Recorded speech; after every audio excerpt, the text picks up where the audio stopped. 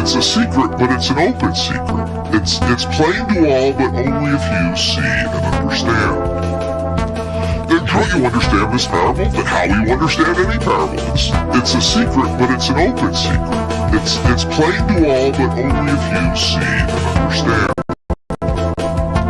Then Jesus said to them, don't you understand this parable? Then how will you understand any parable?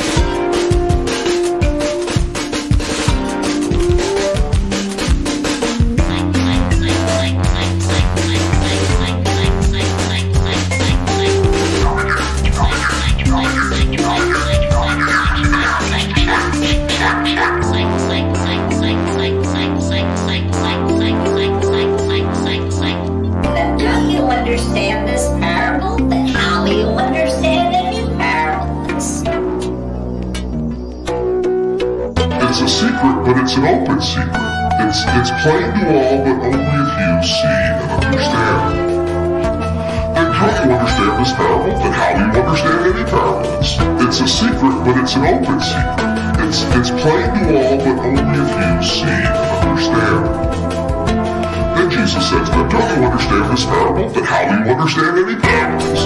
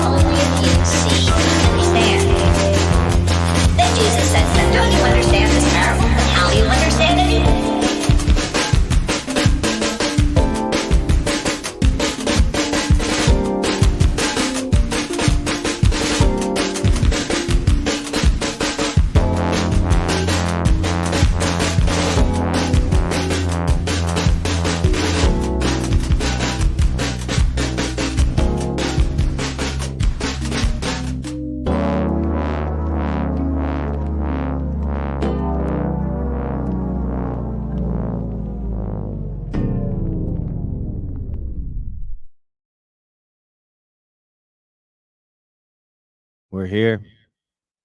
Here we are. Got an echo. We're getting back into it. Welcome back, everyone, to the Chill Sunday streams. I guess I could just turn the volume down on my phone. But really what I need to do is go away. All right. I know it's working, so I don't have to be there anymore. Welcome, everyone. Welcome, everyone. The storms tried to keep us down. Knocked out our electricity, knocked out our water. But we're back, and we're better than ever. Ha! Take that, storms of life. I was not wanting to do this, to be perfectly honest. I was kind of like, maybe I'll just work on stuff by myself and not really do it for public consumption and just kind of chill Sunday on my own, But then I got a really good idea. Thank you, muses, Holy Spirit. So I'm what I'm going to do today, and I'll drop the link in here if you want to do this with me. But I'm going to be reacting to the Rick Rubin, Rick Beato interview. I don't even know who's interviewing who. I see that I found it on Rick Beato's channel. I'm not the biggest Rick Beato fan, and I don't mean that necessarily that I always disagree with him on everything, but it's more so I just don't really enjoy his, he's just not for me, aesthetics wise. And I have a complicated relationship with Rick Rubin. I oftentimes feel myself a sense of envy or a sense of frustration because he'll say something that I've been thinking about for a long time. And it's like, that's almost exactly what I meant. But he puts it in his like boomer zen. It's just got to sound good, man. It's all about what it sounds like to you, kind of a thing. And maybe I just have a little bit of boomer hate in me. So my apologies on that front. But so I'm going to react to that. While I'm reacting to that, I'm probably going, and I lost a viewer because of that. Oh boy. Sorry, whoever thought that this wasn't worth their time. Anyway, we trudge forth. While I'm doing that, I'm going to be trying to make I'm feeling like electro synth wavy, like nostalgic 80s, 90s synth pop type of feels today. Looks like we got a comment. What was it, Ship Clerk? Ship Clerk's still here. If you left and you come back and you watch this later, no disrespect whatsoever. I do that all the time. But let me go ahead and share. We'll just get into it, and I'll start the video and I'll start listening, and I'll start making my little beats and my music, and we will go on this ride together. Interview. So here we go. Today I'm introducing a legend in music production, of course, Rick Rubin. I can't hear him. From co-founding Def Jam. Let's stop here. I think I may have clicked the wrong button. Let's do it again. With audio. Okay.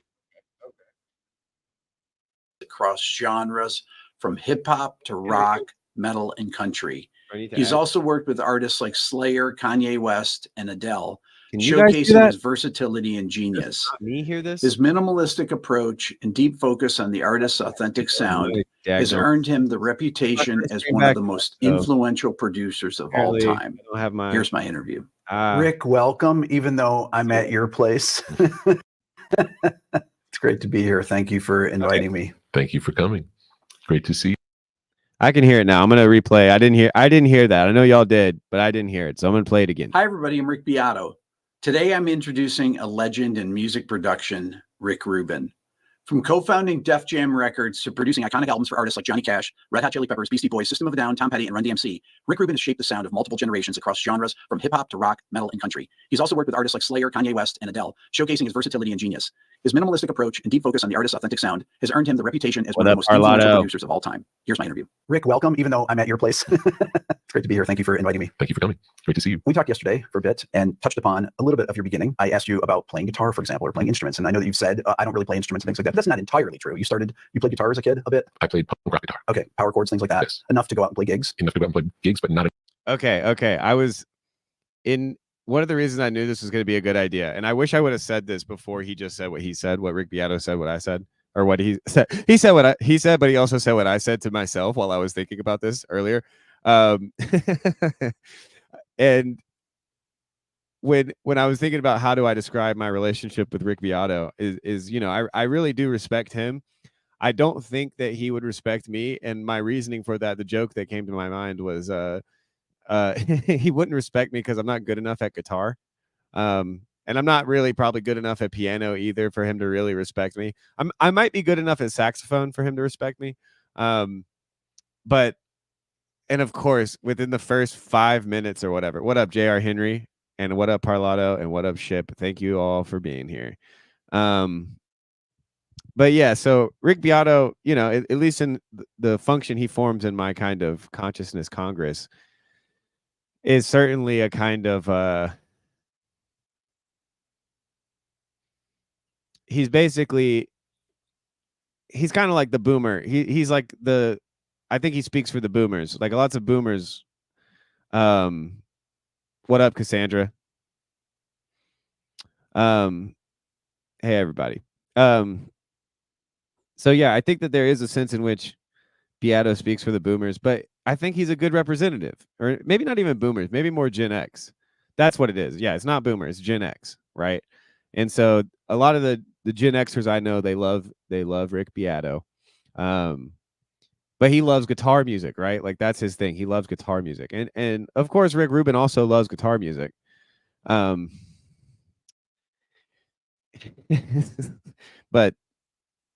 yeah, Rick Rubin comes at it from a very different side of the spectrum, because Rick Beato is all about skill, right? And all about that music production is this craft that needs respect, and that today the kids today just let the computers handle the craft.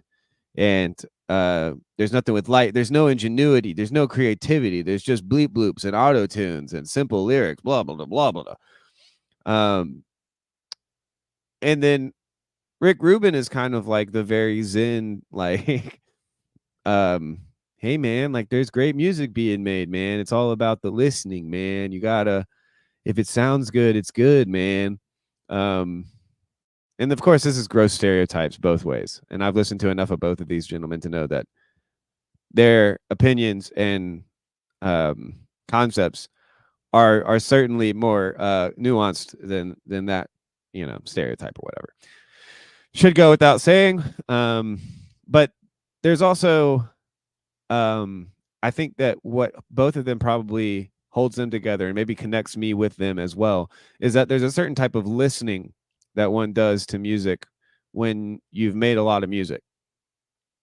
And I'm not sure there's of course a hierarchy, and better listeners make better music kind of a thing.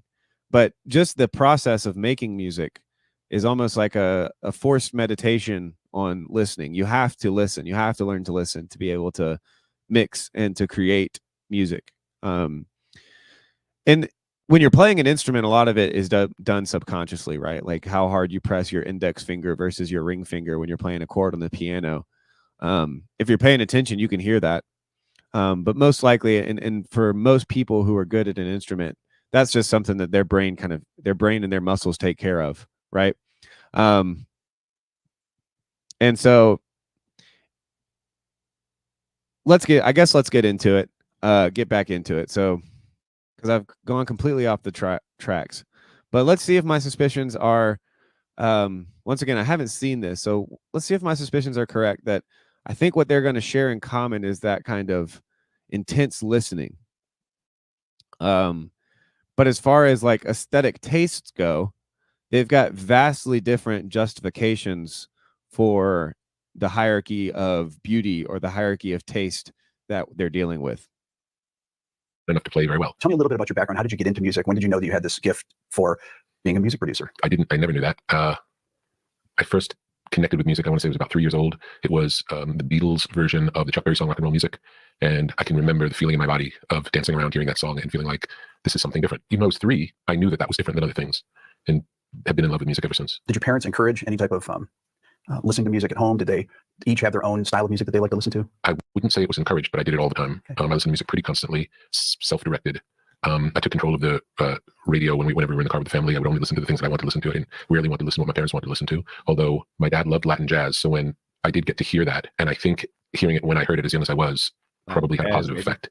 Are there recordings of your punk rock band? There are 2. I made a 7-inch and a 12-inch recording of a band, really my second band, which was called Hose. They're out of print. I think there were maybe 500 copies of each, but it exists in the world. You went to NYU 1981, and what I know this is kind of breaking TLC rules, but I'm really not interested in the personal biography of Rick Rubin at this point, because I've heard it. There's already hagiographies forming about this man, and there have been for like 15 years. That's not to take anything away from him, but it's well trodden ground at this point. Let's see how this conversation, if it just becomes like an interview, like tell me about your childhood, blah, blah, blah. Like if it's a rando with this extremely famous person, I'll be less interested. were you majoring in at the time? I started as a philosophy major. I was a philosophy major for 2 years, and then switched to film and television. So how did you get connected to the music scene in New York City? What were you doing? Were you going out and seeing bands all the time? Were you going to clubs? What were you? Tell me about that. I went out every night. I would go to CBGB's and I would go to Madison Square Garden. So on the same night, I saw David Bowie at Madison Square Garden, and then later that night, the Bad Brains at CBGB's. I went to Danceteria pretty much every night, and there was an eclectic group of artists performing there on the first floor, and then on the second floor was DJ music. So you could hear dance music, and then on the third floor, there was a third kind of music playing. So you could go from floor to floor and hear a lot of different music, and I would go there all the time. New York City was a very different place back then than when people go visit it now, or even 30 years ago. It's the 80s was a very different time there. Talk about that, about the diversity. Yeah, it was fairly run down. Yes. There were a lot of boarded up buildings. There were so many nightclubs and so many even late night clubs and then after hours clubs that you could stay out till the next day, every day, if you chose to. And a real wide variety of music, from real heavy disco to, at first you could only hear hip hop on occasion. Like there was a club called Negril, which was the only place downtown where you could hear hip hop music. I think it was Tuesday nights. And that was only once a week. You couldn't really hear hip hop other than that. You could hear dance music pretty much all the time. And then there were fairly regular punk rock or rock shows. And they would go to the Ritz and the Peppermint Lounge, both the Peppermint Lounge Uptown and then the Peppermint Lounge Downtown. Right. I moved. I saw Black Flag play at the Uptown Peppermint Lounge. I saw Africa Bambaataa and Soul Sonic Force in the Downtown Peppermint Lounge. I saw so many shows at the Ritz. I saw everybody at the Ritz. Do you think that because New York was more run down and musicians were able to live in Manhattan and in New York City in general, that there was a lot more diversity and intermixing of genres, or just even the ability? You're talking about all these different genres of music that you're able to go see. I wouldn't say it was purely music. It seemed like a lot of young artists of different kinds lived in New York at that time. Soho really was artist then. Yeah. It isn't really anymore. Right. But it really was then. And you had the sense of more of an artistic community. How did you get involved with starting your label, starting Def Jam? The first rap record I made was called It's Yours with Killer Rock and Jazzy J. Mm-hmm. And that happened because I saw the Treacherous 3 play at Negril. Treacherous 3 were my favorite group of the rap groups. I met Kool Moe Dee, who was the leader of the Treacherous 3, and asked him if we could meet. And the reason I wanted to meet was I would go to Negril every week. I loved this music and I felt this energy in this place. But the records that you could buy at that time didn't really sound like that. Now, there were probably 3 Treacherous 3 songs, 12-inch singles on the Enjoy label that really sounded like rap records. Mm-hmm. But the majority of the rap records that were coming out, which were few and far between, 1 or 2 a week, maybe singles, no albums at this point in time, were made by professionals, and the professionals didn't know what rap was, so they made them sound more polished and more like really R&B records than rap records. Whereas if you went to a club and you saw the DJ culture and you saw the drum machines and the DJ culture, it was much more of a raw experimental music live than the records showed. So I wanted to make a record. First, I wanted to make a record with the Treacherous 3, my favorite group. They already made 3 great records, and now they had signed to Sugar Hill, which I didn't know what that meant. You guys see why Rick Rubin is like a personal hero, but that I'm a little bit embarrassed. I hate that I love the guy, kind of a thing. Parlato has taken a very specific route of interpretation with this interview so far. Hoping it's not due to the name. Rick Rubin, Reuben sandwiches. Who eats Reuben sandwiches? What's the deal with Diddy parties? But like I said, I'm this autobiographical stuff that I'm already aware of is fine. I'm just gonna make the beat. So if anything jumps out at me, I might interrupt it again. But yeah, Rick Rubin, highly influential. Got a lot of respect for the guy. A big influence. But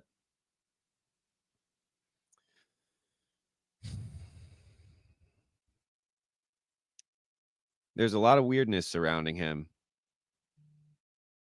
But I think he already kind of pointed out that tendency for him to control the car radio. I think that kind of says it all. It's a very strong sense of personal taste. And so this is what him and Rick Beato share, right? I think that Rick Beato's approach is more traditional in the sense of just music critique being the kind of process by which we ascertain a piece of music's quality or something like that. And then Rick Rubin is much closer to, I know what I like, and I like this, or I don't like this. I know what I like, and I know what I don't like. This I like, this I don't like. The rest is Zen in the art of music production. You stay in the moment. You trust your gut. So let's see how this goes. But they now had records on Sugar Hill, and they stopped being great. So, and again, I know nothing about the music industry, nothing. All I know is I love this music. I meet a guy in my favorite band who made great music, and now he's making not as good music. Right. And I want to say, let's try doing this together. And he says, I can't. I'm signed Sugar Hill. Okay. And I didn't even know what it meant. And he said, but if you want to make a record, talk to Special K, another member of the Treacherous Three, Kevin. His brother is Tila Rock, and his brother is not signed, and he's really good. So that's how I met Tila Rock. And then we recorded this song, It's Yours, and I had a drum machine that I borrowed from. There was a band, a punk rock band called the Speedies. And Eric, the guitar player in Speedies, lived in my dorm room, and I borrowed his drum machine. What kind of drum machine was that? An 808. Okay. So I had that in my room. He didn't really use it anymore, so I kept it in my room for a long time and programmed loads of beats just for fun. Just fun. And it's a really easy program. I still don't really know the right way to program it. I know how I programmed it because I didn't have the instruction manual, so I just found a way to make the sound come out. And I had a PA in my room, in my dorm room, and a DJ set up because I was a DJ at that time, and I would DJ at the parties in the dorm, and sometimes outside the dorm, and sometimes in Stereo, but mainly DJed in the dorm. Okay. At that time, most of the rap records that were coming out were like Curtis Blow or Jimmy Spicer. They were the rapper. And when you went to the club, you saw that the DJ was a really integral part of the way the music worked. And I said, I feel like instead of it being a Tila Rock record, it would be better if it was a Tila Rock and whoever your DJ is. Right. And he didn't have a DJ. And my favorite DJ was Jesse J, who also would DJ in the Grill, would DJ at then the Roxy when the Grill moved over to the Roxy, and the scene that became at the Roxy was the same scene as the Grill, just in a bigger venue. So I asked Jazzy if he would do the record, and he agreed. And then it became Tila Rock and Jazzy J.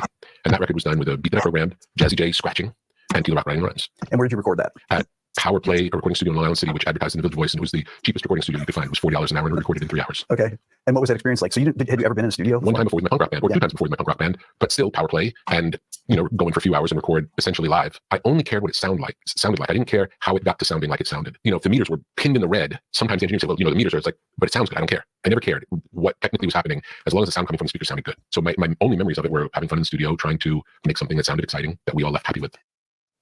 I'd like to take a second to talk to you about this channel. Of the people that regularly watch my channel, 58% are actually not subscribed. So I encourage you to hit the subscribe button. Oh, now. wow. This will help me Poor Rick Beato. He's got all these people freeloading, watching his videos and not subscribing. Can we help a brother out, y'all? Let's all go over and hit the subscribe button. Subscription added. You're welcome, Rick. I'm so sorry that I was not following you and I was watching your videos. This is weird, right? get even more of my dream guests and continue to grow my channel. Thank you. When you say that that those records that were done up till that time sounded like R&B records, they were done like R&B records, right? Because the people that were working on them did R&B. Yeah. But when you go to the club and you hear it becoming through a PA system, and it would have a completely different sound to it. Well, beyond that, Yep. the R&B records at the time were mainly live bands. Whereas at the club, it would be a mixture of drum machine and breakbeats. So even though a breakbeat is essentially a live performance, Right. it's such a small piece of a live performance, and it's usually a drum break. And the DJ is scratching so much that it's obscuring the live performance aspect of it. The live performance aspect of it is still important. It's the reason it's chosen as the source material, but See, it's this is the definitely other- manipulated into something new. This is the other reason that, unfortunately, I'm not the biggest fan of Rick Rubin anymore either.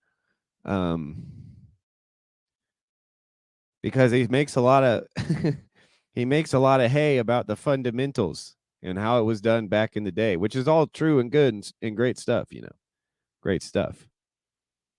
And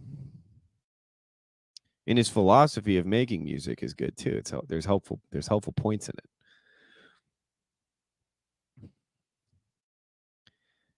But this is basically the equivalent of like two high-level chess players explaining what the pieces do.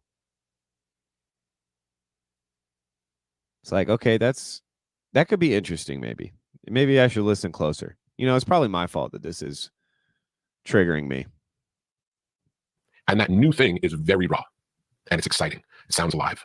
So that was really what the key was, bringing the DJ to the forefront and focusing more on the power and energy coming from this mix of drum machine, aggressive scratching, often minimal, which was different than the R&B records wouldn't be minimal. They'd be a normal R&B record with a full band playing. Were people incorporating the 808, for example, the drum machines in their? Were they using them in their live performances? There was one DJ who wore an 808 with a guitar strap on it.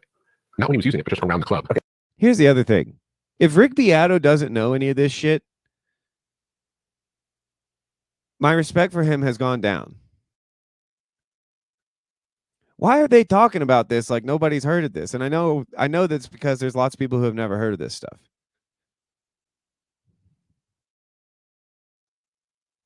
I'm struggling to find a good analogy.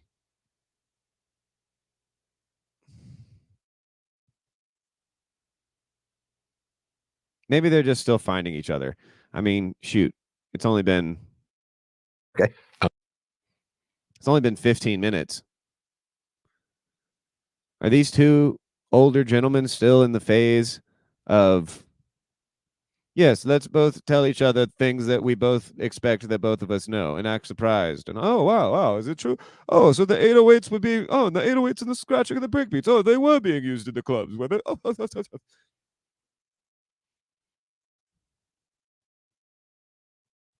I wasn't expecting to be this perturbed at it, y'all. I'm sorry.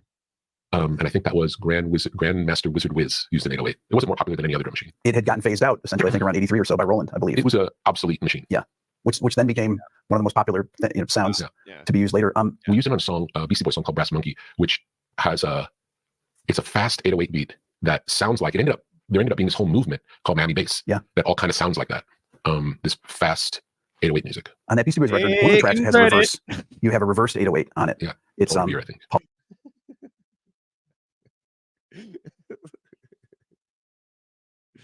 Man, I hope this conversation gets better, but it is probably just me. It's my perspective for the day. I'm not, it is what it is, but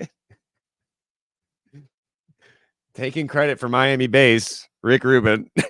Oh, yes, Brass Monkey is the reason that Miami bass.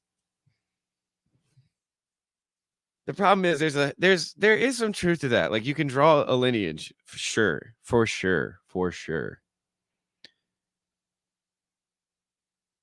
But this is what it is. It's two very successful businessmen, two very successful artists, two very successful communicators. And they're talking about their high school football teams.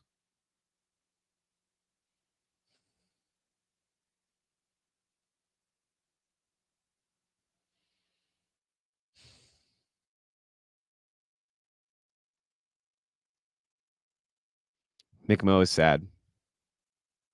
I'm going to put the link in so somebody else can join me. Paul Revere, that's right. Now, here's a little story I got to tell about three bad brothers you know so well. It started way back in history with that Oh, my great. had a little horsey named Paul Revere. Dude, they play the song. Okay. If I get a copyright strike because of this, I'm going to lose it, y'all. I can't believe this is happening.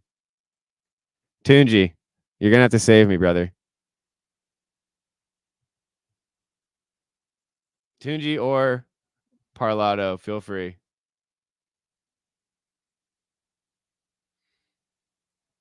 There's a StreamYard link. Feel free to hop on. Yes, I'm back. Trying, a little rusty.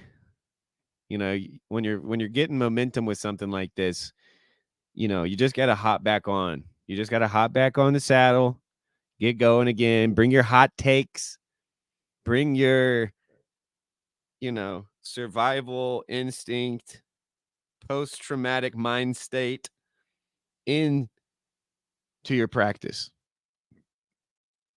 And so that's what we're doing. And we're hanging out, and it's a chill Sunday stream. But these two guys are making me a lot less chill, I gotta say. But I'm just trying to give you my honest reaction, right? I'm not necessarily pulling punches here. These men are way more successful than me, way more looked up to than me, and probably have a lot more good things to say in general than I do. You know, I see peace on Rick Rubin's face, you know. I see calm on Rick Beato. Just two Ricks hanging out, you know.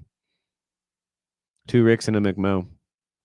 With the quart of beer, right across the land, chicken upstairs, share slices on my couch, I'm in demand. One lonely BCIB, all by myself without nobody. The sun is beating down on my baseball hat. There is just hot, but there is just hot. Looking for a So Rick, at this time, to do a reverse beat like that, you have the program beat and you literally would reverse the tape. Yeah, I believe it was Adam Yauch's idea to do that, to use the 808 backwards. I want to back up a little bit because before we get to the Beastie Boys, There's no how did the label, chapters. how do you actually start a record label? How did you know how to do that? How did you learn how to do that? Because I'd made the two punk rock a single and an EP. There was a record store called 99 Records. Ed Bailman was the proprietor of 99 Records. It was mainly an import record store, mostly dance music, but they had some punk rock. And it was downstairs, tiny little store under an Italian restaurant, I believe. And I would hang out in that store every day. I think And this they put out feels some better. fun records. They put out ESG, Glen Branca, Liquid, the Bush Tetras. So I Exactly. used to hang out there all the time. Exactly. When I recorded the first punk rock records, I asked Ed at the That's a great store, question. how do I make a record? And he walked me through the process of there's a place in Brooklyn that can make labels. There's a place you can have the jackets made here, but there's a place in Canada that makes them even better quality. Okay. He told me about a pressing plant. He told me about a mastering engineer, and just walked me through all the steps. He's like, you go here, you do this, you go here, you do this. And then when I had 500 records, he offered to distribute them for me, which he did at his record store. So that was how it started first. And then with the first rap record, it was recorded the same way, and I was planning to do the same steps. And then Jazzy J, who was the DJ on the record, called me and he said, I just met this guy, Arthur Baker, and he's got a label called Streetwise, and I think he'll really like our song. So will you come up and meet him? So I went up to Shakedown Sound, which was the studio that Arthur had, and I played him It's Yours, and he loved it. And he said, we'll put it out on, they had a sub-level of Streetwise called Party Time. And I said, well, I want it to be on Def Jam, but we can have our logo on it and you can do it. Because again, I didn't know how to do any of the parts of it, Right. but I just know what to be able to make records. So I made that record, that's the first record to have a Def Jam logo on it. And that came out, the label says Party Time, but on the sleeve it says as the Def Jam logo. I started getting demo tapes to the dorm room at NYU because of It's Yours. So people liked It's Yours. The address of Def Jam was 5 University Place, which was Weinstein Dormitory. And I started getting demo tapes. And Ad Rock from the Beastie Boys, Adam Horovitz, would listen to the demo tapes. And he said, I heard there's this demo tape I think you really like. And that was LL Cool J. It said Ladies Love Cool J. I just realized something. I'm having the same feeling I have right now that I have when my parents tell the same stories about me as a kid growing up, or tell the same stories about family history. And if you come from a family of storytellers, you know this feeling when it's like, okay, tell the story again. Yeah. But I'm realizing I was getting grumpy because there is a line of, thought in my family, at least, that a story once heard and understood doesn't need to be repeated beat for beat. You know, you can just reference the story. We all know the story. You know, you don't have to say it again.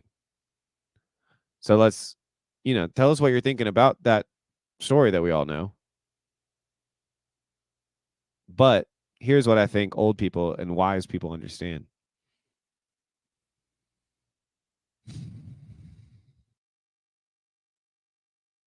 There's a value in retelling the story. That's actually remembering it, I guess. Because if all you have is a bunch of reference in your brain, reference that story. Your brain absolutely will use the icon of the reference and no need for the neural pathways to go any further. And so that becomes a stopping point, right? And then you can get cut off from the details of the memory. And maybe you lose an important one, right?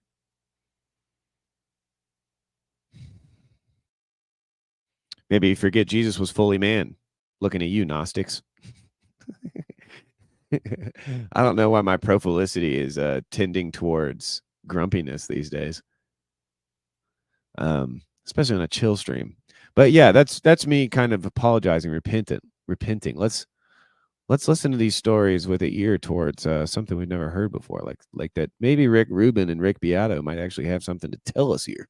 And then LL came to visit, or I called LL and he came. Came to the dorm room. Yeah, he was 16. I remember the first thing he said when I opened the door, he's like, "Are you Rick?" I said, "Yes, I thought you were black." At that time, nobody white was involved in rap music at all. It was a really small movement and completely underground. But L came over. He had a book full of rhymed for me.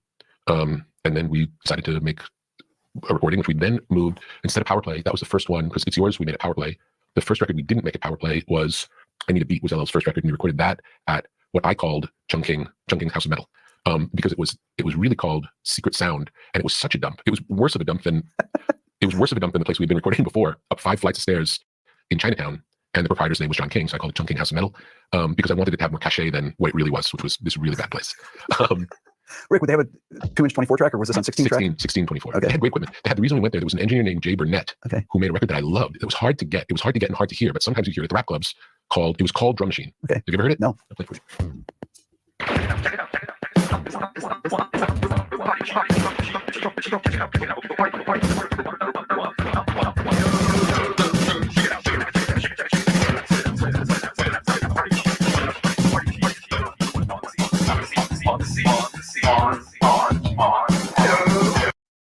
Anka 2-inch 24 track, or was this on 16 track? 1624.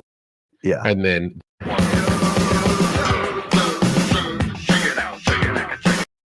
2-inch 24 track, or was this on 16 track? 1624. Okay. They had great equipment. The reason we went there was an engineer named Jay Burnett, Jay Okay. Burnett. who made a record that I loved, that was hard to get. It was hard to get and hard to hear, but sometimes you'd hear it at the rap clubs. It was called Drum Machine. Okay. All right, ever heard listen to it? this. And I'll play you what I just made on the computer.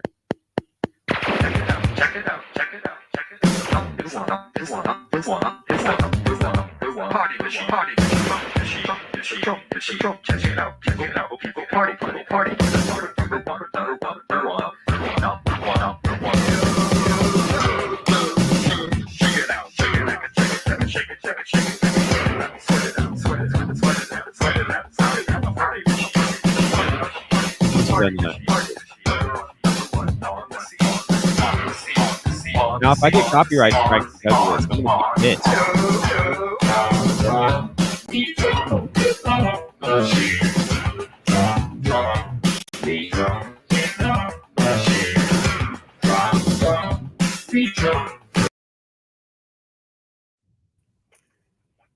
Tunji of the North, what say you? Hey there. Good Sunday. Good Yeah, to it's see you a good back. Sunday to chill. Glad to see you back on your studio. Yep, Fancy back in the- setup. Back in the Heretics confessional, baby. Do you have anything you need to confess? Any bad beliefs that you've been harboring? False ideas? I cannot think of any. They are all right to me. Well, blessed are you. Blessed are you, Tunji. Yeah, if I thought that they were wrong, I would not have it. Well, spoken like a true heretic, you know. Yeah. That's what Yeah, they I all know. say too. Yeah. All right. Can you hear this drum beat? Tell me if you can hear it.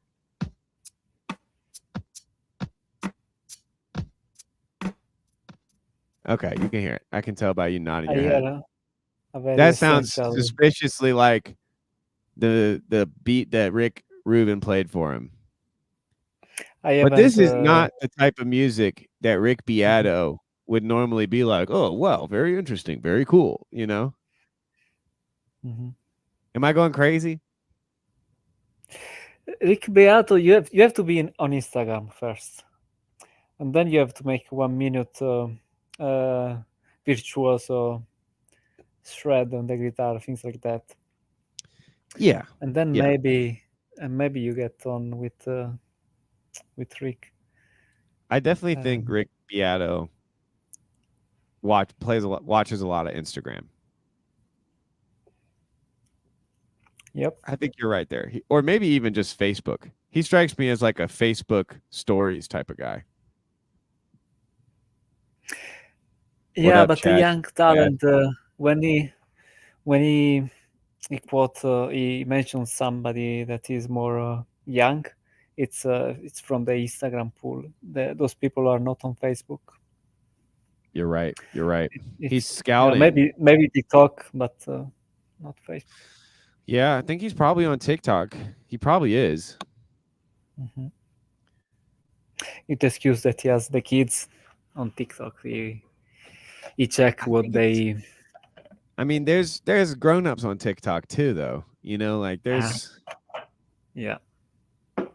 whenever I hear somebody talk about Rick Beato and not make fun of him, they're older than me. Yeah. Okay. But you're still young, so I mean, I'm not that young, man. I'm 30. so The kids- majority of people are older than you. So Is that real? Is that true? statistically, I think so. Yeah, All right, at let's least see in what your- Google has to say. At least in your country, I believe so. Maybe not in Average age. In the United States, the average age is 38.9 years. Wow. Mhm. I did not expect that. What did you 39. expect? I thought We're it would have getting old. been I thought it would have been in the early 30s. Just because. But I guess that's true. I guess more and more people live into the 70s, 80s, 90s. Yeah. Yeah. Not enough babies. Those are the one who lower the Yeah. average. That's the other thing too. Yeah, not enough Mhm. babies, I guess, to Wow. Wow. Well, thanks for bringing me down, Tunji. Objection! You were already grumpy down before I entered. That's what you said. No. Don't try to deflect now. The people saw it. It was all your fault. I was in a great mood before you hopped on. Whatever. Oh man. All right. I'm gonna keep playing this. Just give me a shout if you want me to pause it. Mhm.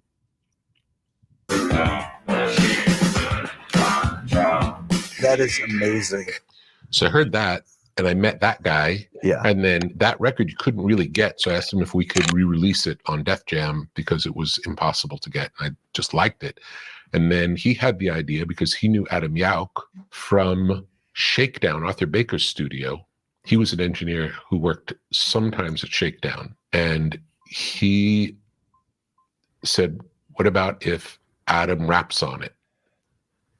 And they did a new version of it. And that was, I think, the fourth 12-inch single we released on Def Jam. But he recommended, he's like, there's a studio, instead of going to Power Play, there's a studio downtown that has a Neve, I think it was an 8028. So a Class A old Neve. I didn't really know what any of this stuff was, but he's like, this is better equipment. You may want to work in this place. So, and I didn't know this at the time, but that place was really a front for a drug running operation. It really was, the studio was only really a money laundering operation for a different business. Again, I didn't know any of this. Yep. Many such cases. It really sounds like my grandpa telling the same stories. Yeah. God bless him. And also mentioning all these people that he knew very well from his youth. And I had absolutely no clue who those people were.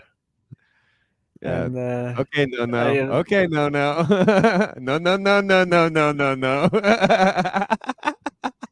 no frame of reference whatsoever. And that was Giuseppe down the road. Like that kind of thing. Yeah, yes, sure. Yes, something like that.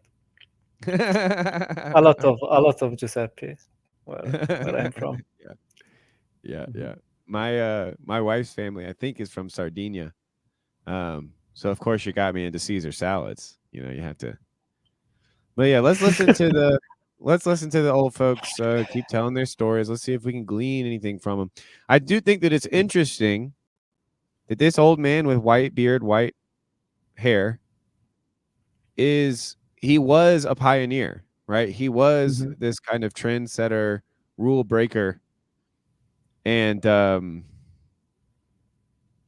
there's some that would say that that's enough to kind of count him off as somebody not to listen to. But he's still highly influential for people who want to make music because he made so much music that people love. So lots of people are, as far as aesthetics go, and my preferred aesthetic, music, my preferred genre, medium music. This guy he's close to Top Lobster, you know, and so Yeah. it's very interesting how, He's the dude. you know, and it does make me wonder, like, if he was that into making music anymore, he probably wouldn't have time to like write a book and do all these interviews and stuff. But I think he could deal with the hair up here too. I don't know. So we recorded LL's first record, I Need a Beat There. LL was, I think, 16 at the time. I just hope that they get past And that was the videography. first release on the new Def Jam, like the maroon label, proper Def Jam release. When you say release, where would how would you do distribution? I'm comfortable asking questions. So I would go, I had friends at, Don't brag. I was friends with Tom Silverman at Tommy Boy Records, so he would have been a mentor. I'm comfortable. I was friends with, there was the promotion man at Profile Records, but I would talk to people who were in the independent record business. What? And, you know, I'm a kid in school, interested, curious. I like their music and just had questions. How do I do this? Where do I go? And I got a list of the. See, this is something that is also true about Rick Rubin's reputation. It's not all sunshine and rainbows, we'll say. What happened to his shoes? Yeah, he walks around barefoot. He's like a hippie, he's like a big hippie guy. You know, he needs to. I mean, this guy's living my dream life, if I'm being honest. You know, like he wakes up, he listens to music, he makes music, he ponders the universe. He's so rich. He like owns a compound, and he just like sits there and he's like, there is no problems with the world. And I'm like, yeah, there's no problems with the world because you're a millionaire. But easier to get into heaven as a non-millionaire. Somebody said that. Yeah. That's what Jesus said. Yeah. All right. Let's get back at it. I think at that time there were either 12 or 14 independent record distributors around the country.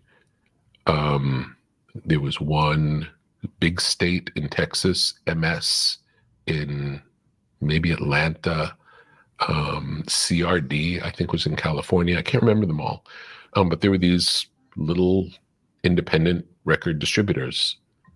And I'd call them, send them the record, and then they'd order, you know, send me 50 copies, send me 70. And what would be a typical pressing? 500? Maybe a start might have been 500, depended on the record. Like in the case of LL, we may have even sent the song around in advance to get a sense.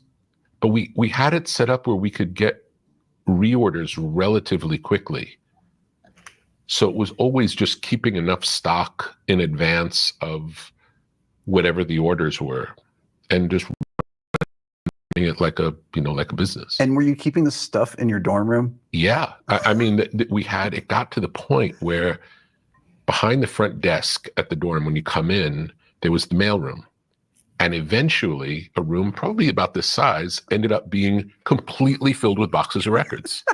Once things got going and so many started being ordered that we started getting thousands and thousands of boxes of records. Right. Now, were your parents saying, Rick, what are you doing? Were you I don't think they were particularly interested. They weren't really following. So they didn't even know what was going on? Not really. I mean, unless I told them about it. Did you end up finishing your degree? I did. So that would have been, let's see, 85. 85, 86, 87. There's a lot of stuff that was happening in that time period. Can you talk about that? I remember LL was first. Yep. I was working on the Beastie Boys album already then. And then we made Run DMC's Raising Hell. That was also right around that time. And that was a big deal because they were my favorite rap group in the world. They were the Beatles of rap music. And they came to my dorm room and asked me if I would work with them, which was insane because they liked It's Yours. So then we started working on that record, and that was different. I also got to meet them on the album before Raising Hell. Their second album was before Raising Hell. I played guitar on one song poorly, bar chords, something simple. With Run DMC, you had when you did the Aerosmith collaboration, Aerosmith was really on the outs at that time. Their career was essentially over. Yeah. Is it true that the Run DMC guys didn't want to do the song when you suggested doing Walk This Way, that they didn't want to do They it? were up for using the music. They were up for the track. Yeah. But they didn't want to say the words. They didn't want to do a cover song. They loved the music, but they didn't like the song. Okay, so how did you convince them to do that? I don't think I was able to convince them. And Russell, who's Run's brother, eventually said, just do whatever it says. That's how I think it happened. And I explained to them it was a demonstration of something. It was the purpose of the song, of doing that song. We'd already finished the album. Yeah. And I listened to the album and I felt like something was missing. And I had this experience in California where someone in the record business who was trying to get me to come work there said, what do you attribute the success of rap to? After all, it's not music. And I remember thinking, it's interesting. This guy wants to be in business with me and he's telling me that what I'm doing is not music. Right. It's interesting. Yeah. And I feel like there's this disconnect. People, if you didn't understand it, you just don't understand it. Right. And then I started thinking about how could you explain it? How could I explain to this person? How could I give a musical demonstration that this is not only music, but it's familiar music? And I thought about, well, if I can find a song that's a known song that functions essentially like a rap record, but isn't a rap record, but could function just as well as a rap record, that would explain it. And the first song I thought of was Walk This Way. Which is, he's rapping. Steven Tyler's rapping. 100%. Yeah. He's not singing a melody. No. You would hear the beat of Walk This Way played in a rap clip. Oh already. my You'd never hear the song, gosh. but you'd hear the beat. So it was Steven Tyler is rapping. like there's a Steven canon Tyler of is rapping. Oh accepted wow. beats. in Walk hip-hop This Way. at that time. It's rock And you and could it's rap. stray from it and you could add to it. It's rock By and the it's way, rap. who is he talking about? Walk Which This band, Way. Steven Tyler is the lead singer for Aerosmith. It's the song Walk This Way. Amazing song. Incredible song. I thought they were talking about rap. Who's rap? Yeah. Well, it's rock and it's rap because the Walk This Way is Aerosmith and Run DMC, the rap group. And so this is, well, now I don't know which one to be more depressed at. The fact that they're going over this again, or the fact that you did not even know. You did not even know. See, this Not is why it with, sucks because they Aerosmith have to fans. talk like this because there's enough people out there in the world like you who have never heard this stuff before. Yeah, but that doesn't make me care about it. Anyway. Yeah. The ones who care about it already learned this. Not only like 5 or 10 Rick Rubin interviews ago. It's like, this just sucks, dude. They're I'm letting me sorry. down. But there were certain things like Apache. When you hear Apache, you could picture somebody spinning on their back because it was the music that was used by breakdancers all the time. I don't know how it became the theme song for breakdancing, but it became that. And there were all of these beats that if you went to the rap clubs, there were certain breaks that you would hear everywhere. Billy Squire's Big Beat, another one. Never heard the song, Right. but you'd hear the drum sound and that the first beat. You might hear I Love the Big Beat, that much of it. Probably places that had actual exposed drum beats. Yeah, it was a break. Yeah. And Apache has a big breakdown section with bongo. People called it bongo rock, but it was Apache. Who facilitated getting in touch with Aerosmith when you? My idea was to do the song. Yep. And I recorded the track, and then the Profile, who was the label, contacted Aerosmith. Okay. And I was surprised. I grew up loving Aerosmith. I saw Aerosmith play at JFK Stadium in front of 70,000 people. The first stadium show I ever was at. That was in either 77 or 78. Then I saw them play at Nassau Coliseum, and then the next year they played at a club called Speaks, which was maybe 500 people. So I saw the band crumble. Yeah. But they were still Aerosmith. Right. And we were still, even though Run DMC was Run DMC, it wasn't Aerosmith. Run DMC had never played in the stadium. Run DMC, it was still big fish in a very small pond. Right. So the label reached out, and Stephen and Joe showed up, and I was shocked, but they did. Did they play along with the track that you had? Is that how Yes. that? I'd already done the whole track, and Joe added guitar, and Stephen sang. Play the track here. Playing it for you. So that's scratching and a program beat. Wow, scratching. That's your very playing. And the scratching was, I might have scratched from the original record to get that. Dun, dun, dun. Can't remember. Actually, double edged. Like, a little pop to it.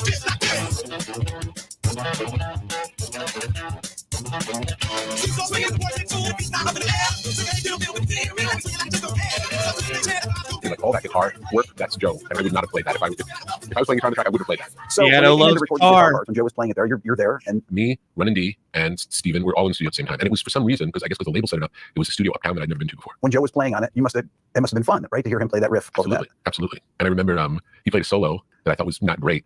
And I said, I feel like you could do better. If people hear this, they're going to think Brad played it, which is the other guitar player there. Ouch. Joe's like, let me do another take, and this became Rick a is massive hit. devious but little again, you diva could in expect- the background, You dude. can it did have a purpose, but the purpose wasn't to be a hit. It was to explain. explain rap music is not foreign. That was the purpose of the song. It was an educational experiment or an exercise. It revived Aerosmith's career completely. They went on to have one of the few bands that went on to have a second career. Yeah, again, all miraculous. It did happen. Do you think it connected with people because they already were familiar with this? Kind of like you giving the example to the A&R guy that this totally makes sense to people. Well, I remember the first station to play it was WBCN in Boston. Okay. Aerosmith's a big deal in Boston. Yes. And the first time they played it, people called up angry, take that crap off the air. Okay. They were insulted. And then a week later, it was the most requested song on the station. So it definitely polarized the audience, but it had energy. And then based on the success on BCN, it spread to other stations. But it was primarily rock and alternative stations that played it. It wasn't R&B or urban stations that played it. The idea of having real guitar along with program beats and things like that, like with the Beasties that you had guitars, you had programming, you had real drums on some. Tell me about how you started working with the Beastie Boys. How did that come together? Yeah. So I was a DJ. Yep. And they had made a record called Cookie Puss, which was a hip hop related, I guess you'd say it was a novelty song. So it was like a prank phone call to a Carvel ice cream shop. Oh, yeah. Over a funk beat done with scratching. Yeah, and I remember that I Carvel. would hear that song on like college radio stations, and I really liked it. I remember I was in San Francisco with my punk rock band when I first heard it and really liked it. And then Adam Harvest was also in a group called The Young and the Useless, and the singer of that group's name was Dave Skilpin. And I was a friend of Dave Skilpin. And Dave introduced me to Adam, and then eventually through Adam, I ended up meeting the other guys in the band. And then because they were a punk rock guitar band at the time, and they wanted to do Cookie Puss, which was their new single, live, and they couldn't really do it because it was a DJ piece. So they asked if I would DJ for them. And also I had a bubble machine, and they liked the bubble machine, which I adopted. It was at the dorm, and we'd use it sometimes because it was so ridiculous. So they liked the idea that I could DJ and bring the bubble machine. Let me play a couple songs from that. No sleep till So that's me playing guitar. That's a DX drum machine.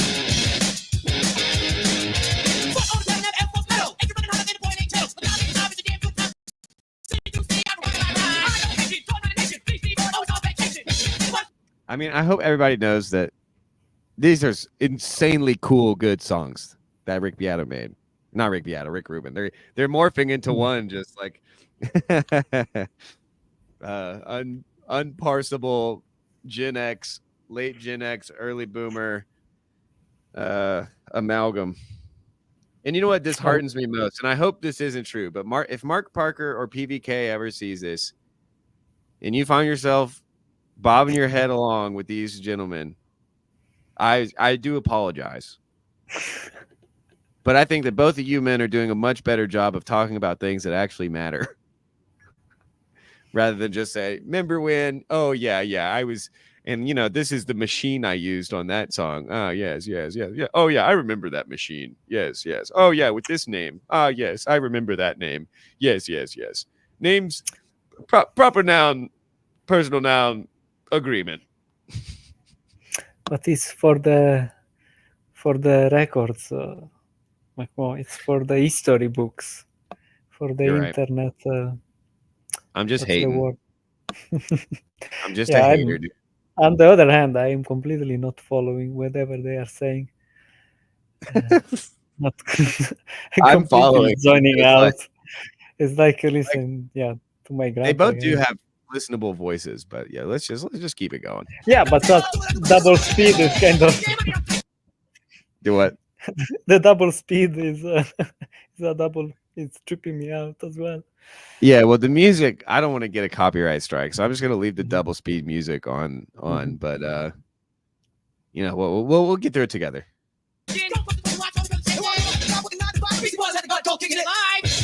Rick, so that's you playing guitar on that. Yeah, it's pretty rudimentary. That answers so many questions. I don't know. I think you underplay a little bit on this. I don't know. What kind of guitar did you have at the time? That would have been a Gibson SG Junior. That was the band that I had my punk rock band, and that was still my guitar. And that's the guitar that when my apartment got broken into in New York got stolen. Where would you have recorded that? That was recorded at John King House of Metal. Okay. I think our focus really was on the words and the vibe of the raps. And in this case, it was just like a rock track. It wasn't like it was something to actually just sing and rap. Pretty much. It was more like a vehicle for the vocals. But I mean, it's a rock track though. Well, that's the music I liked. Yeah. I grew up listening to rock music. That was my taste. rock. So this blending of rock Rap. and rap seems very natural. It was completely natural. And It was connected sick. with people. It did. It connected with me because it was my experience, but it connected with other people because it was their experience. It was just no one had done it, but it wasn't extraordinary in any way.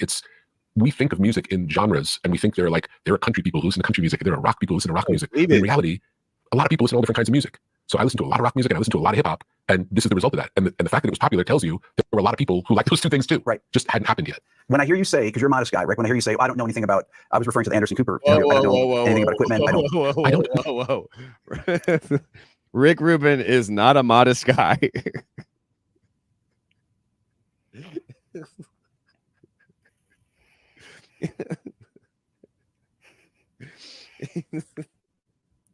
You're a modest guy, Rick. Like 5 minutes earlier, he's taking responsibility for a whole genre. He basically is like, I invented hip hop.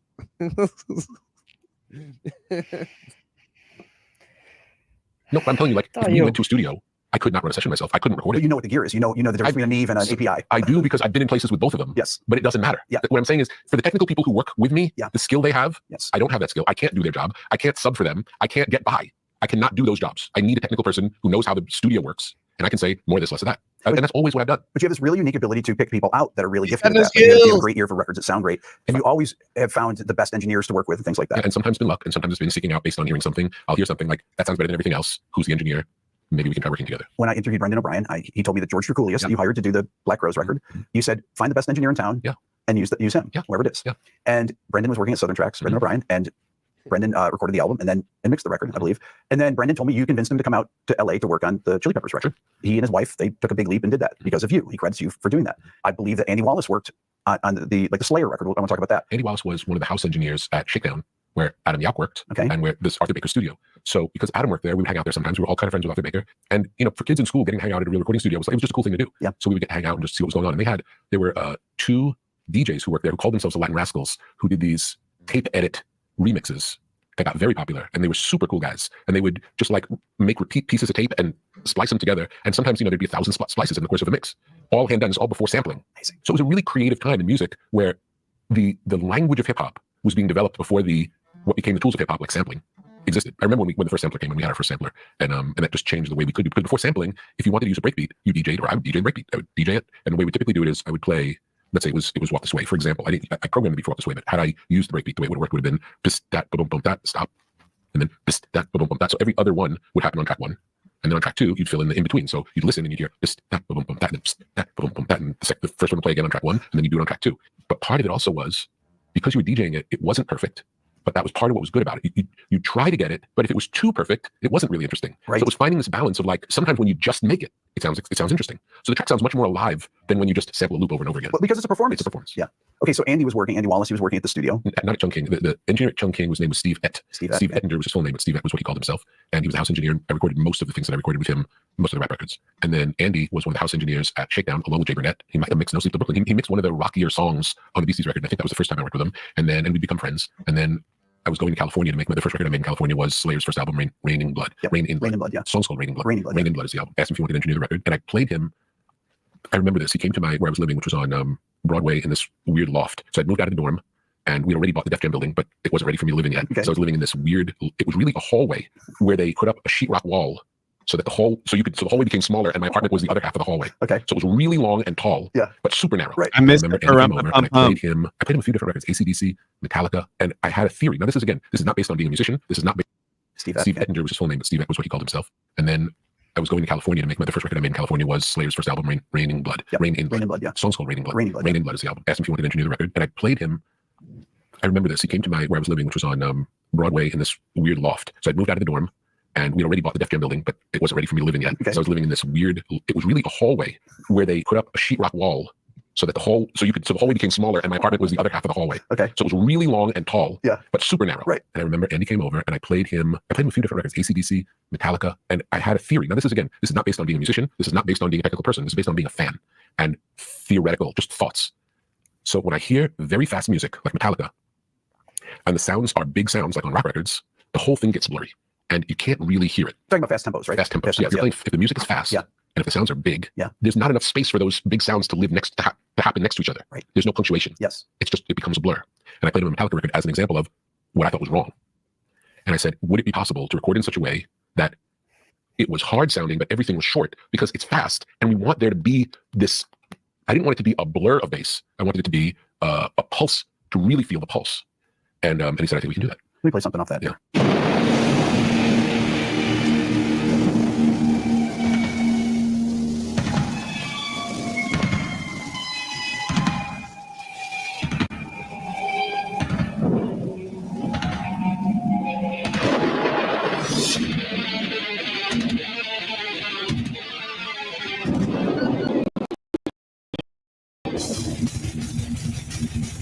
Better in 2x speed.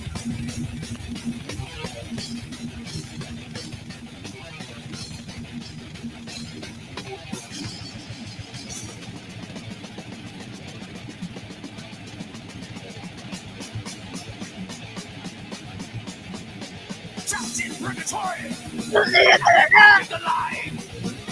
don't care what Rick Piano says. I don't care what Rick Rubin says. I only care about keeping back. Oh I man. only care about government. I only care about everything I know. And the ball.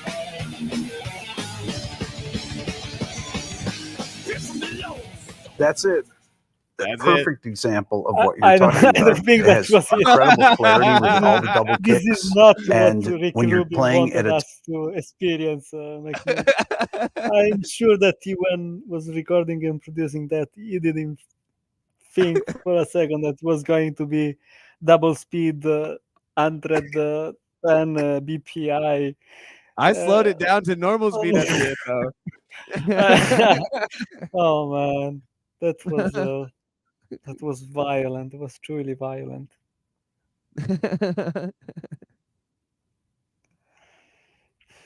I feel better now, honestly. Getting that that punk just scream. That did a lot. That did a lot for me, actually, personally. Okay, at least.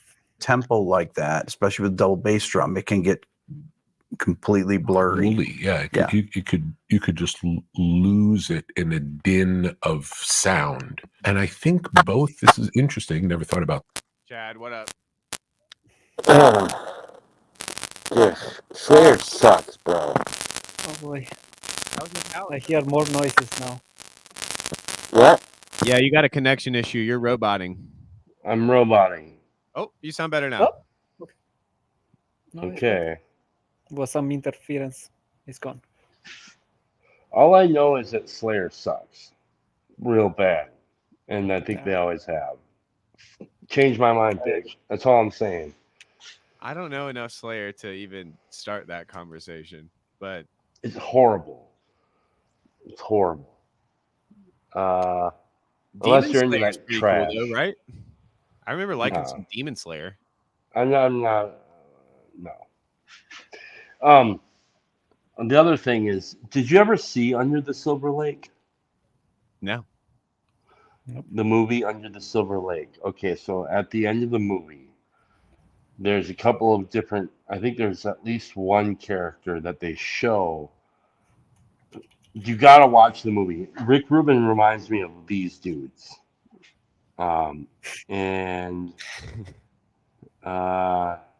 Yeah. I mean, the only thing, my favorite Rick Rubin project is probably Slipknot Subliminal Verses, Volume 3. And I think it's their best work.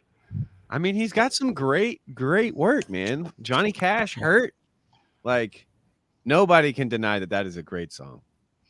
Yeah, it's fine. Sure, it's cool. I mean, I like that particular thing, but I don't know. The other one of the, I guess I love his work with Johnny Cash. I liked his work with Kanye too, with Yeezus. Yeah, like I have a lot of respect for him as a music producer, but the way that this conversation is going is so disappointing so far. What's disappointing about it? I guess I've just grown to expect a higher level of conversation than just kind of like telling stories of the past that both of these men know, right? Like Rick Beato's basically letting, don't be haters on the Lord's Day. Phlebas is saying I'm being a hater, but You think that Beato is bootlicking? yes, there is some bootlicking going on there, but there's also just like a like I respect both of these guys' musical taste. So I wish that they would actually talk about like philosophies of music or creativity or like work ethic as it pertains to creativity or the muses or the muses. That's what I want to hear about. Like what inspires. Right. And let's talk about meaning in life. But it's like I think that they're both just kind of wanting to live in the glory days, and they're not like they could also be talking about the state of music right now, which would be a very, very, very interesting question. I keep saying, man, they're just reestablishing the Neo Blue Church. It's all this is. Yep. Let's get ahead of it and let everybody know. I'm Well, Beato they're upsets also me just telling because, stories, right? but why isn't Beato is all into all the, apparently he's like into like talking about the best, but he doesn't talk about Sleep Token. Come on, bro. What is up with that? It Yeah. really irritates me. No, he's not interested in the good music that's being made today. He's interested in a very specific critique about the popular music of today. And Yeah. so he's judging the best of the past against the popular of today. And it's just weird. And I don't like the kind of stance that he takes, but I know that a lot of people around here do. And so I'm also trying, this is the type of thing that somebody like Lance would have sent me if he were still around. But unfortunately, he's not around anymore. He's working too hard. He doesn't have time to play with us idiots online. But so, yeah, I thought that this would be a good thing to just kind of like react to. And I guess it has been fun. I mean, that last bit where I got to scream out my my aggression about I don't care about what these dudes say. I wish they had conversations more like John Vervaeke and PBK. When he was doing the mouth drumming and it was on double time or whatever it's on, you should totally sample that and make a drum beat out of it. I missed it. I how far back was it? I don't know. I think he was doing he was talking about looping. Getting to hang out at a real recording studio was just a cool thing to do. If you wanted to use a break beat, you DJ'd, or I would DJ the break beat. I would DJ it, and the way we typically do it is I would play. Let's say it was Walk This Way, for example. I programmed the beat for Walk This Way, but had I used the break beat, the way it would have worked would have been bis dat ba boom boom dat stop, and then bis that ba boom boom that. So every other one, no, that was it. That was it. But when it was on double time, and we had our first sampler, and that just changed the way we could do, because before sampling, if you wanted to use a breakbeat, you DJ'd, or I would DJ the breakbeat. I would DJ it, and the way we typically do it is I would play. Let's say it was Walk This Way, for example. I programmed the beat for Walk This Way, but had I used the breakbeat, the way it would have worked would have been bis dat ba boom boom that stop, and then bis dat ba boom boom that. So every other one would happen on track one. And then on track two, you'd fill in the in between. So you'd listen and you'd hear this, that, boom, boom, that, and then that, boom, boom, that. And the first one would play again on track one, and then you do it on track two. But part of it also was because you were DJing it, it wasn't perfect. All right, I have to go live my life, bro. I have to go live my life. Chad, thank you for joining us, brother. Be well, sirs. God bless you all. Even Rick Beato and Rick Rubin. Toodles. Yes. Tayo, you should not dox me in the damn I'm gonna have to delete that comment, dude. I'm trying to keep a low profile out here, brother. I expect more from you, Tayo Falele. But he's right. Tayo The old Falafel. McMo will be cooking a bit right now. I have been cooking a beat. But I just, these guys say something, and I'm just kind of like, I can't believe this. I can't believe what they've done. And on the other hand, somebody from another chat is telling me for some reason that we should talk about anime. Talk about what? We should talk about anime. Anime? Yeah. Can you guess who is telling me to do that? That ain't this stream. And Nico can join us here if he wants. Was not Nico. Was weirder. Was more weird as a request. If you know from who is suggesting. Was it Marcher? Yes. You got it, man. Marcher, join me, dude. Come on. It would be great if we see for the first time his face in your own YouTube channel. Face reveal here, Marcher.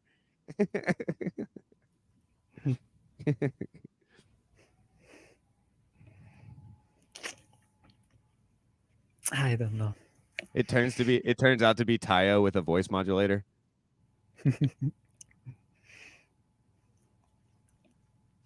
All right. I was let's keep expecting Tayo to come in. Why is Tayo not coming up on the That stop. stream? That stop. That stop. That stop. That should be a sample for the Discord. I need to get. I wonder what format he needs. Can somebody figure out what format Discord custom soundboard sounds are? That stop. That that. That Let's see. that stop.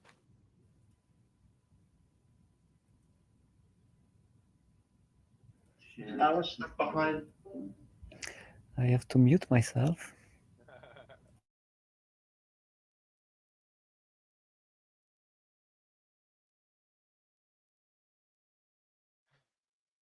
And then that's every other one. I try to get it, but if it was too perfect, it wasn't really interesting. Right. So it was finding this balance of like sometimes when you just make it, it's there to be this. I didn't want it to be a blur of bass. I wanted it to be a pulse, to really feel the pulse. And he said, I think we can do that. Let me play something off that. Yeah. Do all records take different amounts of time? Yeah, all records take different amounts of time. Beastie Boys album took 2 years. You do that harmonium there. Yeah, and I remember things like when the tambourine goes away, the checker comes in, and it's all orchestrated. It wasn't recorded like that. It was recorded. That would have a sound like that. The drum sounds I like AC/DC's Highway to Hell album. Mm-hmm. Those are drum sounds that I really like. I've been totally audience captured.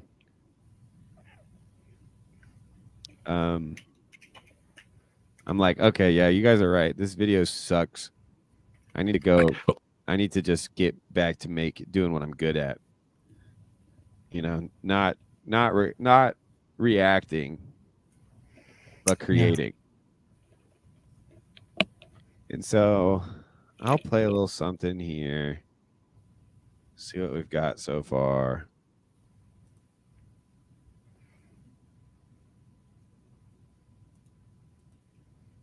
Stop. Stop.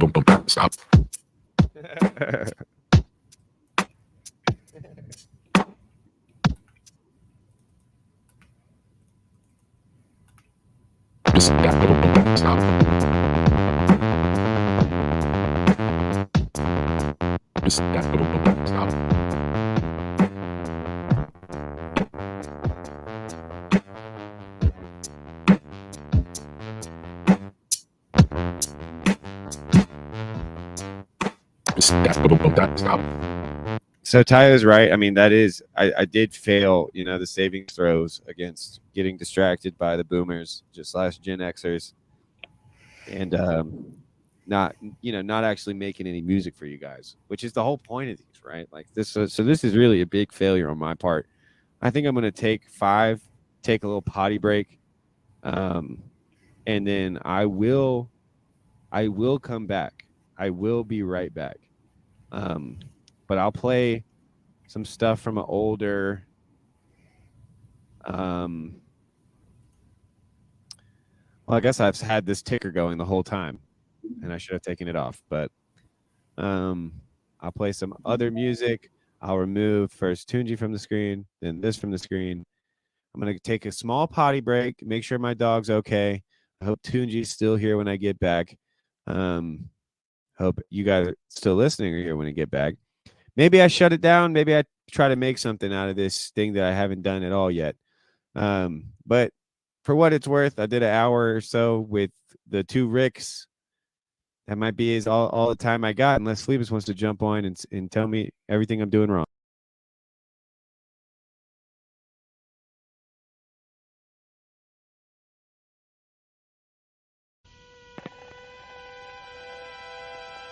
Blessed assurance, Jesus is mine. Oh, what a foretaste of glory divine. Heir of salvation, purchase of God, born of his Spirit, washed in his blood. This is my story, this is my song, praising my Savior all the day long. This is my story, this is my song, praising my Savior all the day long.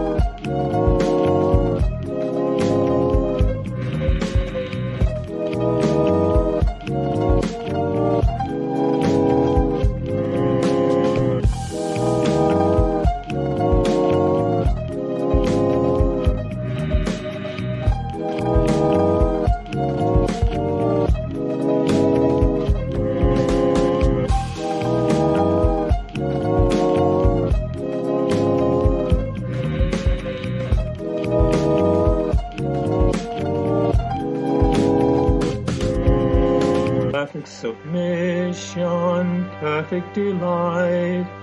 Visions of rapture now burst on my sight. Angels descending bring from above echoes of mercy, whispers of love. This is my story, this is my song, praising my Savior all the day long. This is my story, this is my song, praising my Savior all the day long. Perfect submission, all is at rest. I in my Savior am happy and blessed, watching and waiting, looking above, filled with His goodness, lost in His love.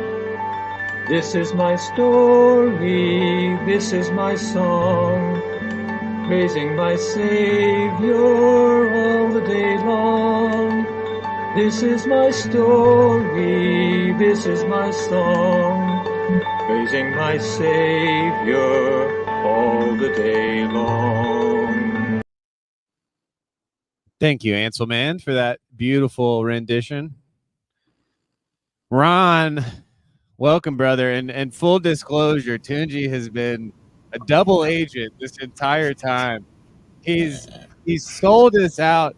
He has crossed the streams of Discord voice chat and YouTube live streaming.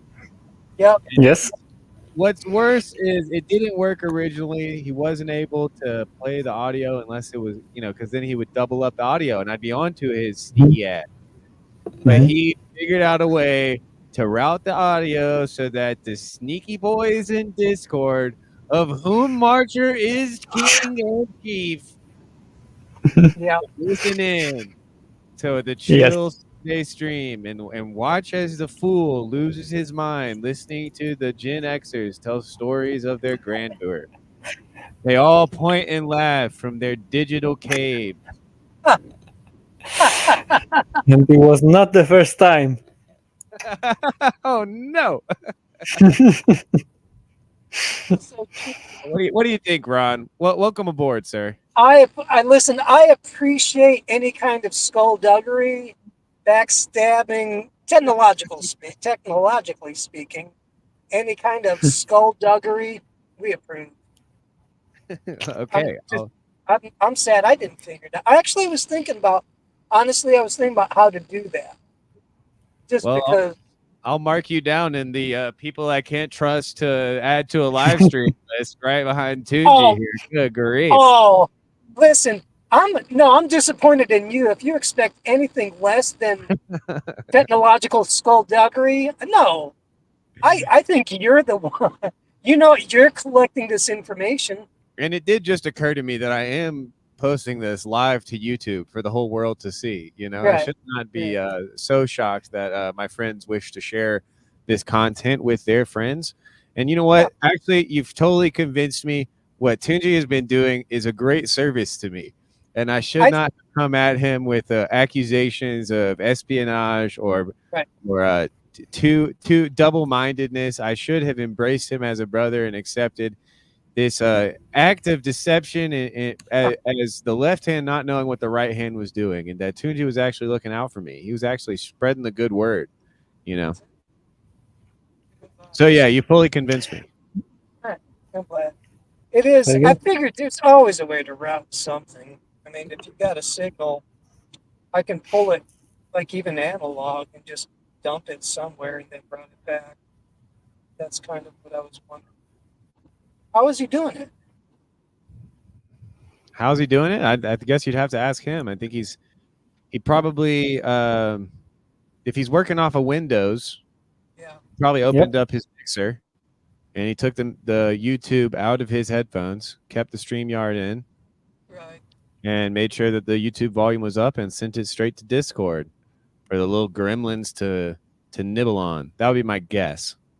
But, I'm not a tech wizard or anything. I have the StreamYard in the Discord. so the sound of the StreamYard gets to the. Oh, you have a StreamYard in the Discord. Oh, that's crazy. I was okay because if you can, But You know I what? could have done with YouTube because I have a.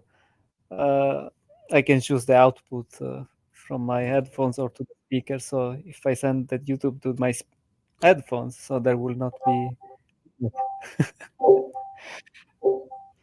Oh no! Somebody entered the Discord. Well. you know what? I should do that. Then we could loop it.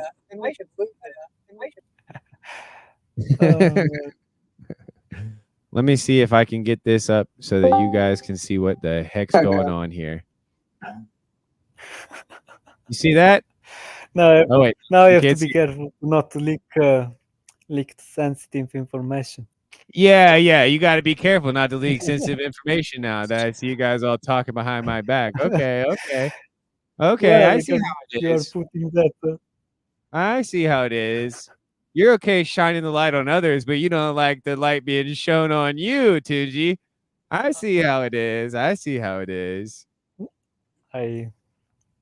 know what I share, and I share what I know. Well, Ron, did you get a chance to listen to Rick Rubin and Rick Beato? No. Where can you? No, not yet. I would like Well, to. I wouldn't recommend it. I really? basically did the first hour and a half of my stream and my mental creative energy on just being frustrated with these two guys just kind of telling tales, telling stories, talking shop instead of actually talking shop and commenting on anything that's actually interesting at all. But Phlebas said I was hating, so I was probably hating a little bit, being a little bit of a hater. Oh no. Ron, shouldn't you be at church? Oh, we just got out. Oh, The okay. power went out, so we What? got out early. Yeah, it was nothing. It was at the end of the service. Something, a fuse blew, or maybe a power goes out in different areas. People hit telephone poles or things short out. It's not totally uncommon. So out of church, and it's 1 o'clock here. So that's about as late as church ever goes. Was not a sign from God.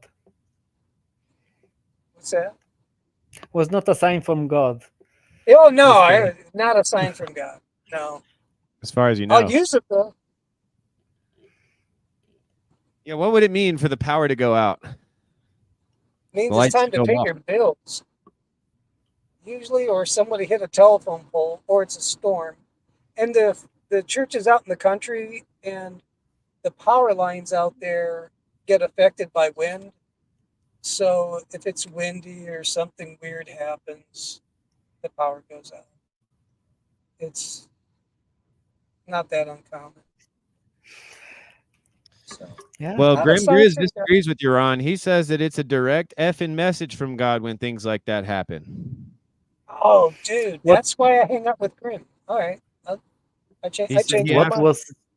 Was it in the Yeah, middle of the good sermon? question. And right at the end, they were landing the plane. It was good.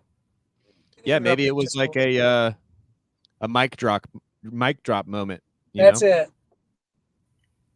That's it. And that concludes today's service. This is the Lord signing off. Good day. Go home. Tayo, what say you? What's going on, brothers? As part of the Discord VC crowd, I felt I felt I had to pop up and show face. You guys are hanging out without me. That's worse. That's worse than any of it, honestly. Just the FOMO.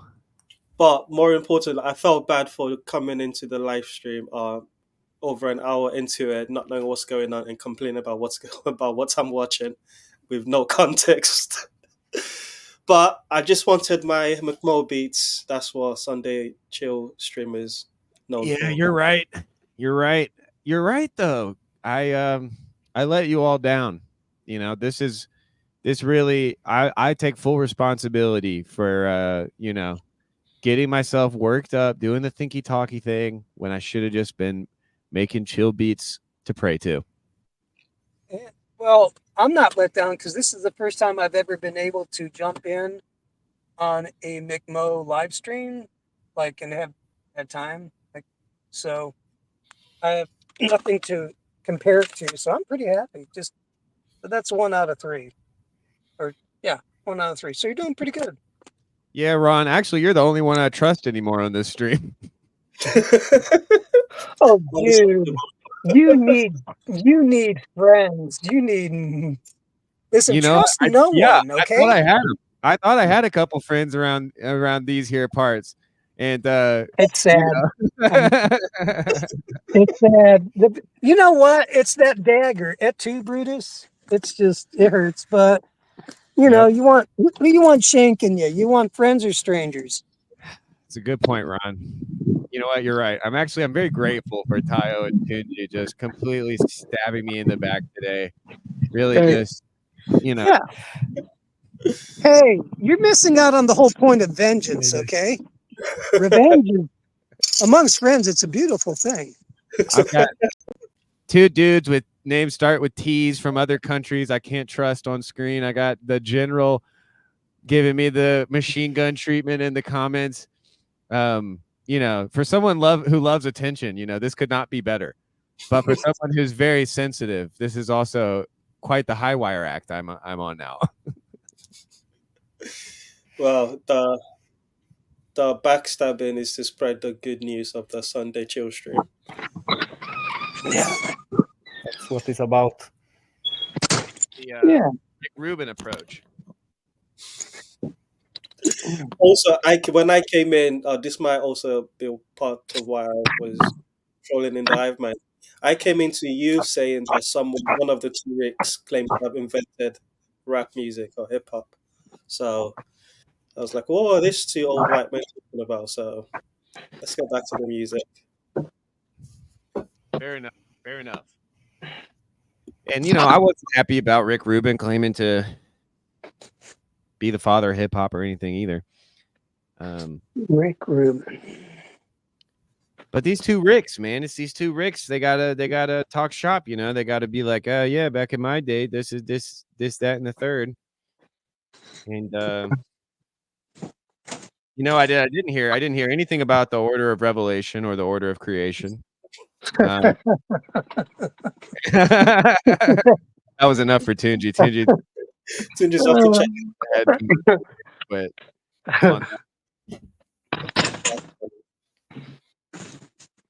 oh no, never mind. He sent a private chat. He's just checking on his dinner. Stage. I don't see. Oh, there's another level. Wow, I've never had this many guests. Phoebus, welcome to the stage, sir. Hey, McMo. See Phoebus. Am I on? I don't know. Brother, you're live. You're live on the open internet and possibly the Discord voice chat. Yeah. I had to put a cool filter on so I could reach your level. I got the Tunji filter. I just need glasses and then my arms stretched out.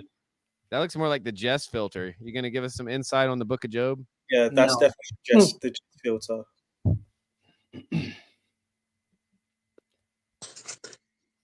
McMo, can you see the drug rug?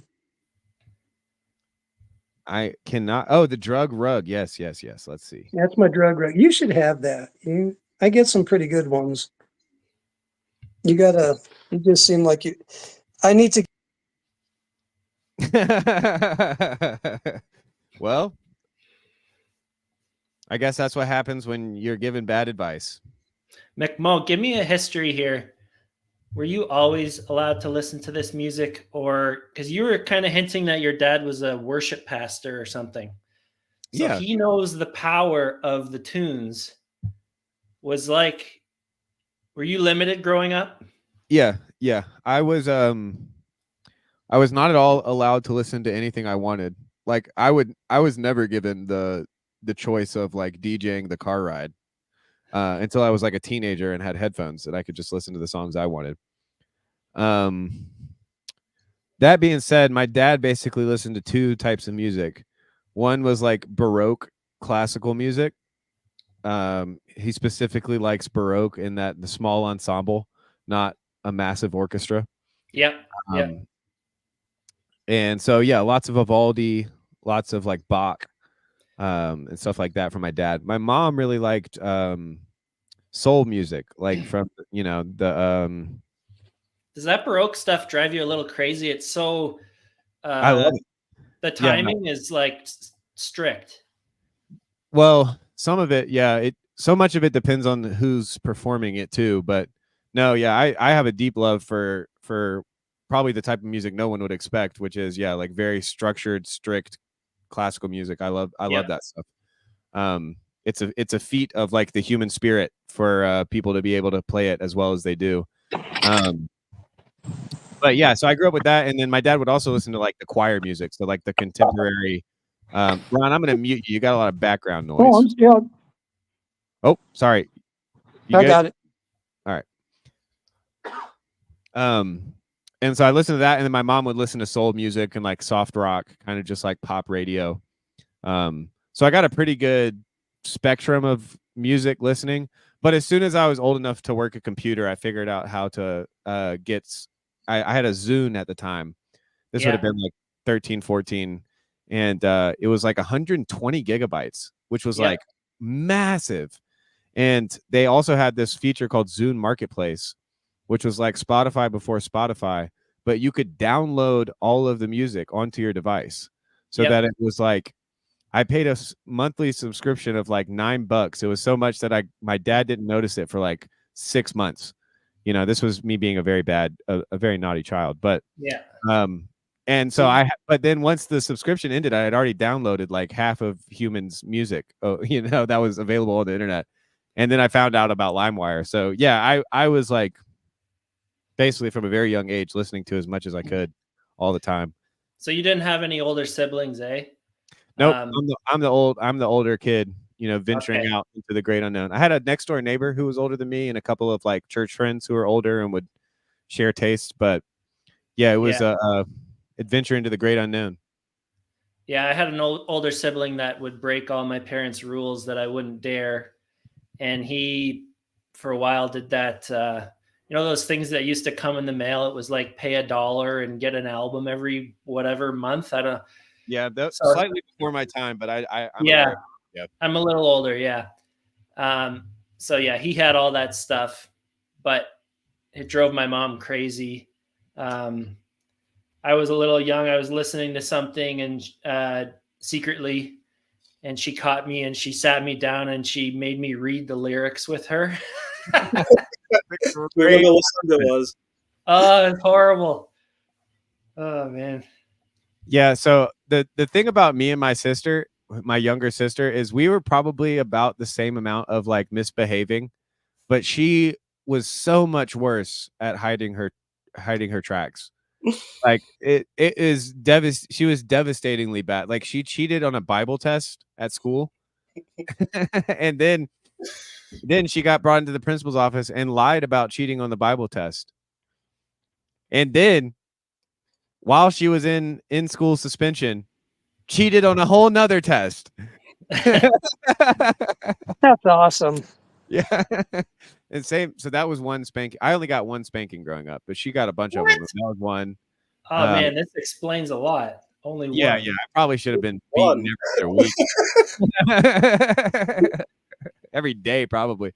That'd be a good theme to explore in the TLC. You physically.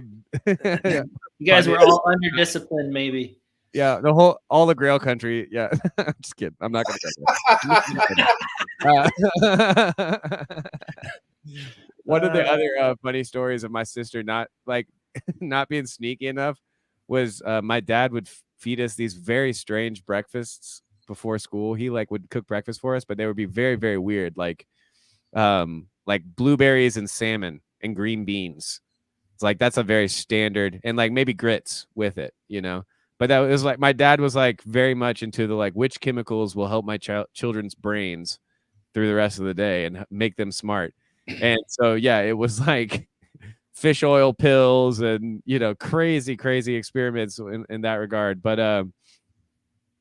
and so one day we were having like blueberries and fish or something, and my sister hated blueberries, like just could not stand blueberries. And she was really young, but she basically just threw away her plate with the blueberries, but just like put the plate over the blueberries. And so my dad just like checked, it was like right on top of the trash. So he just lifted up the plate, saw all the blueberries, and she still denied it too. So yeah, that was the big difference between me and her. Is like, if I got caught, it was like immediate, like penitent. I grounded myself. Like I would just be like, I'm gonna go to my room for an hour or two, because I just hated getting in trouble so much. But yeah, you're right, Phlebas. That would be very interesting. You know, you could tell a lot about someone by the way they were disciplined growing up. Yeah, there's lots of that stuff like birth order and whatever. So, How many beatings did you get? Just one. Yes, I didn't get a lot. Got a Pinched few. and like smacked by my mom a lot. So that, but that doesn't really count. I got one like official belt on the behind from my dad. Like I said, my sister was close to double digits. did you deserve it though? Oh yeah. Oh yeah. He like hit me with the Mufasa, like, you deliberately disobeyed me. Yeah. So you like this one. Jewish, growing up as a kid, little kid, and you'd light the menorah because you have candles in the menorah. And my dad had a trash basket underneath his work study in the TV room. So I took some matches, and if you they're old school matches where they're like you can strike them with your thumb and make them shoot like a comet. You know, they would just light and fall, and they would go out usually by the time they hit the paper basket. Well, one didn't, caught on fire. So I thought, well, I'll just stick the basket underneath the wooden desk and I'll hide it. After the flames got high enough, I kind of panicked, told my dad. I don't remember too much after that. Sheesh. I didn't do that one again. Tunji, were you corporally punished? By the Italian mama? Yeah. He's awfully quiet. He's got the 1,000-yard stare right now. Yeah, he knows what that spoon feels like. I learned when to shut my mouth. Yes. Ooh, that's an Italian speaking. That's powerful. There were quite a few broken wooden spoons in my house. That was always a laugh when the spoon broke. Is that when the punishment stopped, or did you just get a bigger spoon? I don't know. I don't have. Yeah, that will indicate. Normally says that you're the only dad here. Has the question of corporate punishment been something you and your wife have, talked about, or are you guys on the same page? What's that like? Well, she is a Mennonite background, so she's got that leaning. I don't know. You just go on a kid by kid basis. Some of them, yeah, we basically don't do any spanking. And a lot of them, it wouldn't help. And some kids just need the threat. I don't know. They're all different. Yeah. But, yeah. Well, I assume that was the reason I never really got mini spankings, was because I was kind of, as soon as I got found out, I was like years, and it's like neither of my parents were like heartless enough to spank a kid with obviously high autism.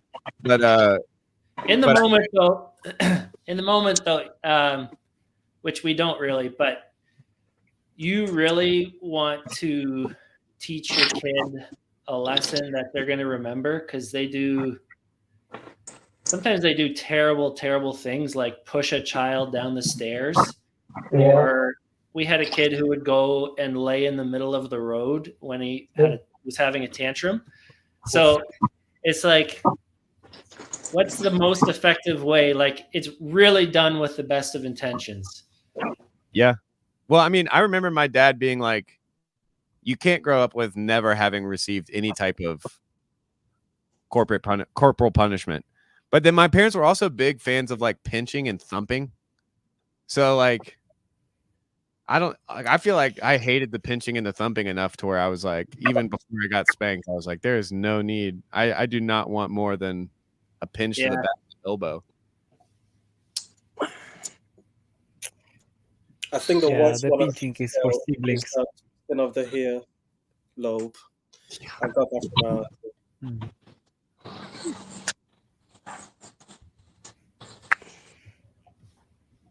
But Grim yeah, you'll have to. Yeah. Grim says, put the children of the spared rod on the other side of the gym. What gymnasium is he talking about? I thought a dodgeball. Which, you know, kind of unfair teams there. You know, you'd want probably more of like a draft if you were really trying to compete in good faith.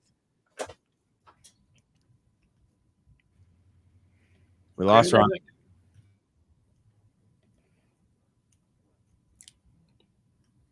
But you hear about this whole gentle parenting thing. And it really makes you wonder, like, are they raising horrible people? Yeah. Yeah. That's such a BuzzFeed article headline. We need some of those youth pastors in here. Call Alan. Alan. No, it's just something you got to figure out.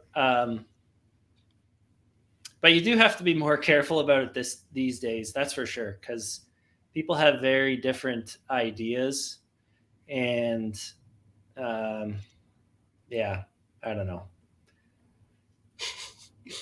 One of like the bonding. Well, firstly, when I came to the UK and found out the school, the punishment the teachers can give you is detention, I thought it was so funny because I got so many beats at school. I was thinking probably my worst beating came at school, but it wasn't even just severity and violence. It came from my favorite teacher, who I also knew I was a favorite student, and like I got away with murder in a class. I never thought she would break, but it was the first time I got any beatings at school and cried, because that was one of the things from the guys. You don't, like, after a certain age, like 7, you don't cry after beatings. Otherwise, what are you doing? But that one, I could not. I was sobbing, and after school, she took me out for a meal and apologized, and it was that's wild. Yeah, my dad went too far one time. I went through a phase where I was very hard on my mom. As you're growing up, you know how it is. Suddenly you're smarter than your parents. And yeah, I was way too hard on her, and whatever happened, but he hit me with a hockey stick, which is too far, right? That's too far. Very Canadian. Don't do that. Yeah. But I'm grateful for it, honestly, because I think about it now. Like, I see how my kids treat my wife, and it's like, nope, we got to cut that off at a way younger age. And I take it way more seriously, because that is one of my memories. So we've never talked about it. I don't know if he would feel bad about it or not. He definitely has some hangups from his parents, because that was a whole different generation. But nah, it's a good memory now. Yeah, my parents tell the story of when I was a young child, just learned to talk, and I said something disrespectful to my mom, and my dad kind of like stepped in and was like, "That's my wife you're talking to." Every time I put Ron up on stage, he disappears immediately. But what you talked about, Tayo, that reminded me of a memory from being back in high school when I was elected class chaplain and class clown. And yeah, but one day I actually ended up I like got to school late or something, but I also had a project that was due, and so I was cramming it, and I was like I like went to the library, school library, as soon as it opened, and I was just basically finishing this project, and I missed homeroom, and I can't remember if I didn't see the time or if I purposely did it and convinced myself that I didn't see the time so that I had plausible deniability or whatever my teenage brain was thinking. But regardless, I didn't check into homeroom and then went to first period. And so it was like this big scandal because I didn't sign in and get checked in or whatever. And I ended up getting actually like a day of suspension for it. And the girl that I had a crush on at the time gave me this book, and I can't even remember who it's by, but it was some kind of like Presbyterian PCA press. And it was all about being slaves to Christ and how actually being a slave is a good thing.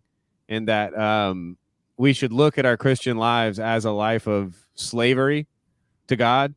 And I was reading this in suspension, and I was just like, I mean, I was a Christian at the time, but I was like, this is just, I mean, if you ever wonder why I have such high neuroticism, you know, it's like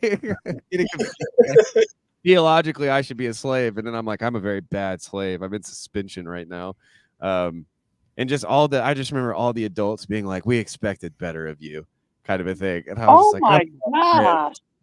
Ferris Bueller Goes to Hell. That was pretty much my whole high school experience.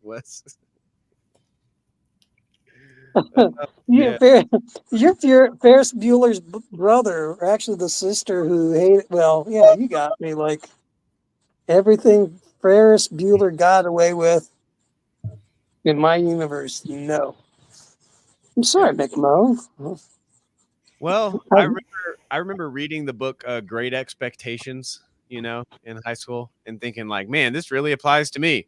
But I could not like blend in one. Like I was like, I love this book. I don't know why, but I was like, oh, okay, yeah.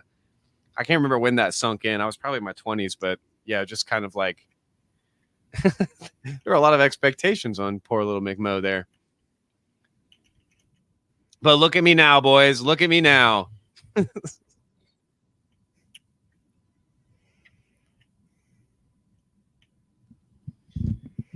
Well, should I get back to making a beat, or should we go ahead and call it? I mean, a 2-hour stream, I'm happy with that. But then the problem with that is I won't have any music to play for next week. Pete from Strange Theology, stopping in to say hi. Make more beat. Don't you just put this into an AI now and it spits out a perfect song? No, Flavors, you do. Yeah, Flavors is joining. I didn't put that in an AI. That's got nothing to do with me. You wrote the lyrics, though, did it wasn't Flavors. Yeah. It wasn't Flavors at all? No, I wrote a poem, and then Pastor Paul stuck it into the machine. Yeah. What? Unholy machine. And then the machine he blamed it on you too. A couple of the versions kind of butchered the lyrics. The rap one, I think, got it right, but yeah. That once again proving rap is the best genre. Yeah, I think it's like the meta genre because it can sample, right? PVK is going all in on this AI stuff. I don't know. Yeah. Yeah, that's one to keep an eye on for sure. See, that's why we needed PVK in that Rick Beato and Rick Rubin conversation. We needed another gray-haired. Yeah. It's just a nostalgia. I know what you're saying. It's just a nostalgia trip. It's the member berries. It's the, yeah.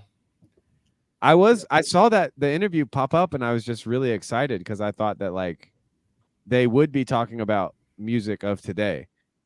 And maybe they do later on, but yeah. I don't know, McMo. I'm worried about the AI stuff. If you take that AI song and in like 5 years it's that much better, and then you toss in an artist like Taylor Swift but you just feed her song to refine it or something. I don't know. Seems like a category shift. So I see that in a very different perspective, just because I feel somewhat unique in that my preference of hearing things is I either love things that I've heard a million times, or I love something that I've never heard before. It's very rare that I like listening to something I've heard a couple times already. And so that kind of value for novelty is what I don't really think the AI will ever be able to actually do. And like, and maybe it will. Maybe I'll be proven wrong on that. Like, maybe it can come up with some like genre that's never existed, and it actually is interesting and whatever. Yeah. But that, and I had the appropriate like death of the author indoctrination in college, and as kind of a like antivirus to this in some ways, where I'm just kind of like, on the one hand, I would love to make music that tons of people loved, but I already know that it's much easier to make stuff by the rules and for it to find kind of like quote unquote market value.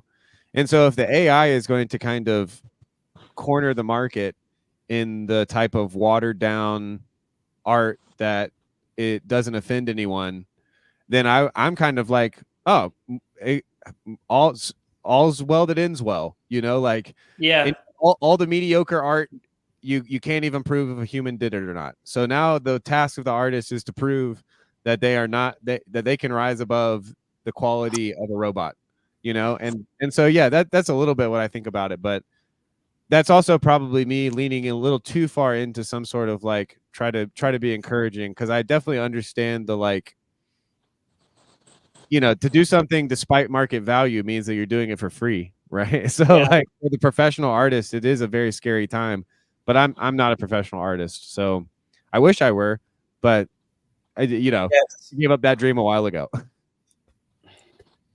The sad thing that I realized even more was that the machine is stealing our jobs, in the sense that but not in the good way where we were thinking hundreds years ago in the sci-fi.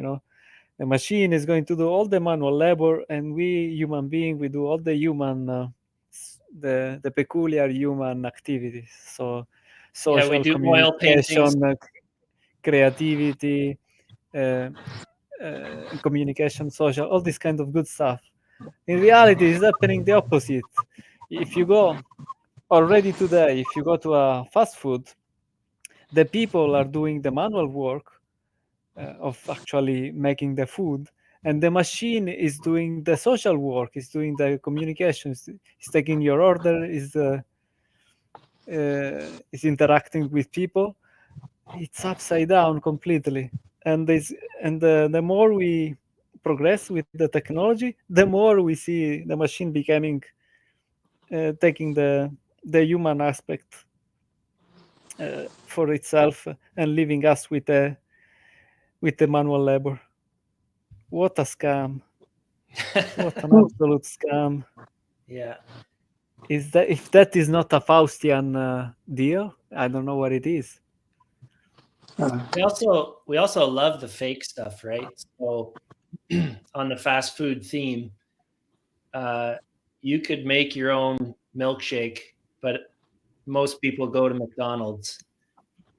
And if the AI gets to that point where it can do like an equivalent McDonald's milkshake, that's a total shift in society. And yeah, you might have your friend who sews his own clothes and he makes the handshake and milkshakes, and your kids won't even like them because they don't taste as good as the fake ones.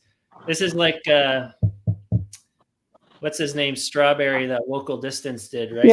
Yeah. Local Distance. Baudelaire's Baudelaire. Mm-hmm. Or the supernormal stimuli, to quote the general. I guess the worry is, in that live stream PVK had, it was like this is what humans are always doing. I think that was Nate Heil's point, and he's correct. But it's kind of like nuclear weapons. You know, we've always made weapons. This is just a pattern of what we always do, except it's like an exponential shift when you get a nuclear weapon. So is that, is that what's going to happen with your AI? And then all of a sudden it's going to intrude on things like relationships and talking to people. And it seems like it's just around the corner, right? You have deep fakes and you have video generation and you have things that can chat. And in 10 years, why can't that all be combined and jump on a live stream with McMo? Why not? Why not? Hey, Luke's here. He's in the chat. He's supposed to be having a screenless Sunday with his family. Oh, yeah. Luke's mad because I said the problem with modern Christian music was it needs more damnation. And that's how you get a great thing. I do like the old Reformed hymns, existentially, like, yeah. That's because you agree with it. You look down upon yourself, so it's singing your tune. Yeah. I really enjoyed that conversation, though. That was awesome. The music conversation. It was very American Christianity. Oh, you mean yesterday with Christian Baxter and Parlato? Yeah, that was good though. But yeah, you can see Christian is definitely speaking from his own corner, and I don't have any of that mega church smoke machine stuff. I was gonna ask Tayo actually, does he go to? There's some in the UK, are like non-denominational mega churches. They probably buy a swanky old cathedral. Is that something that you attend? Yes, sir. Does a lot of that ring true for you too, or what they were saying yesterday?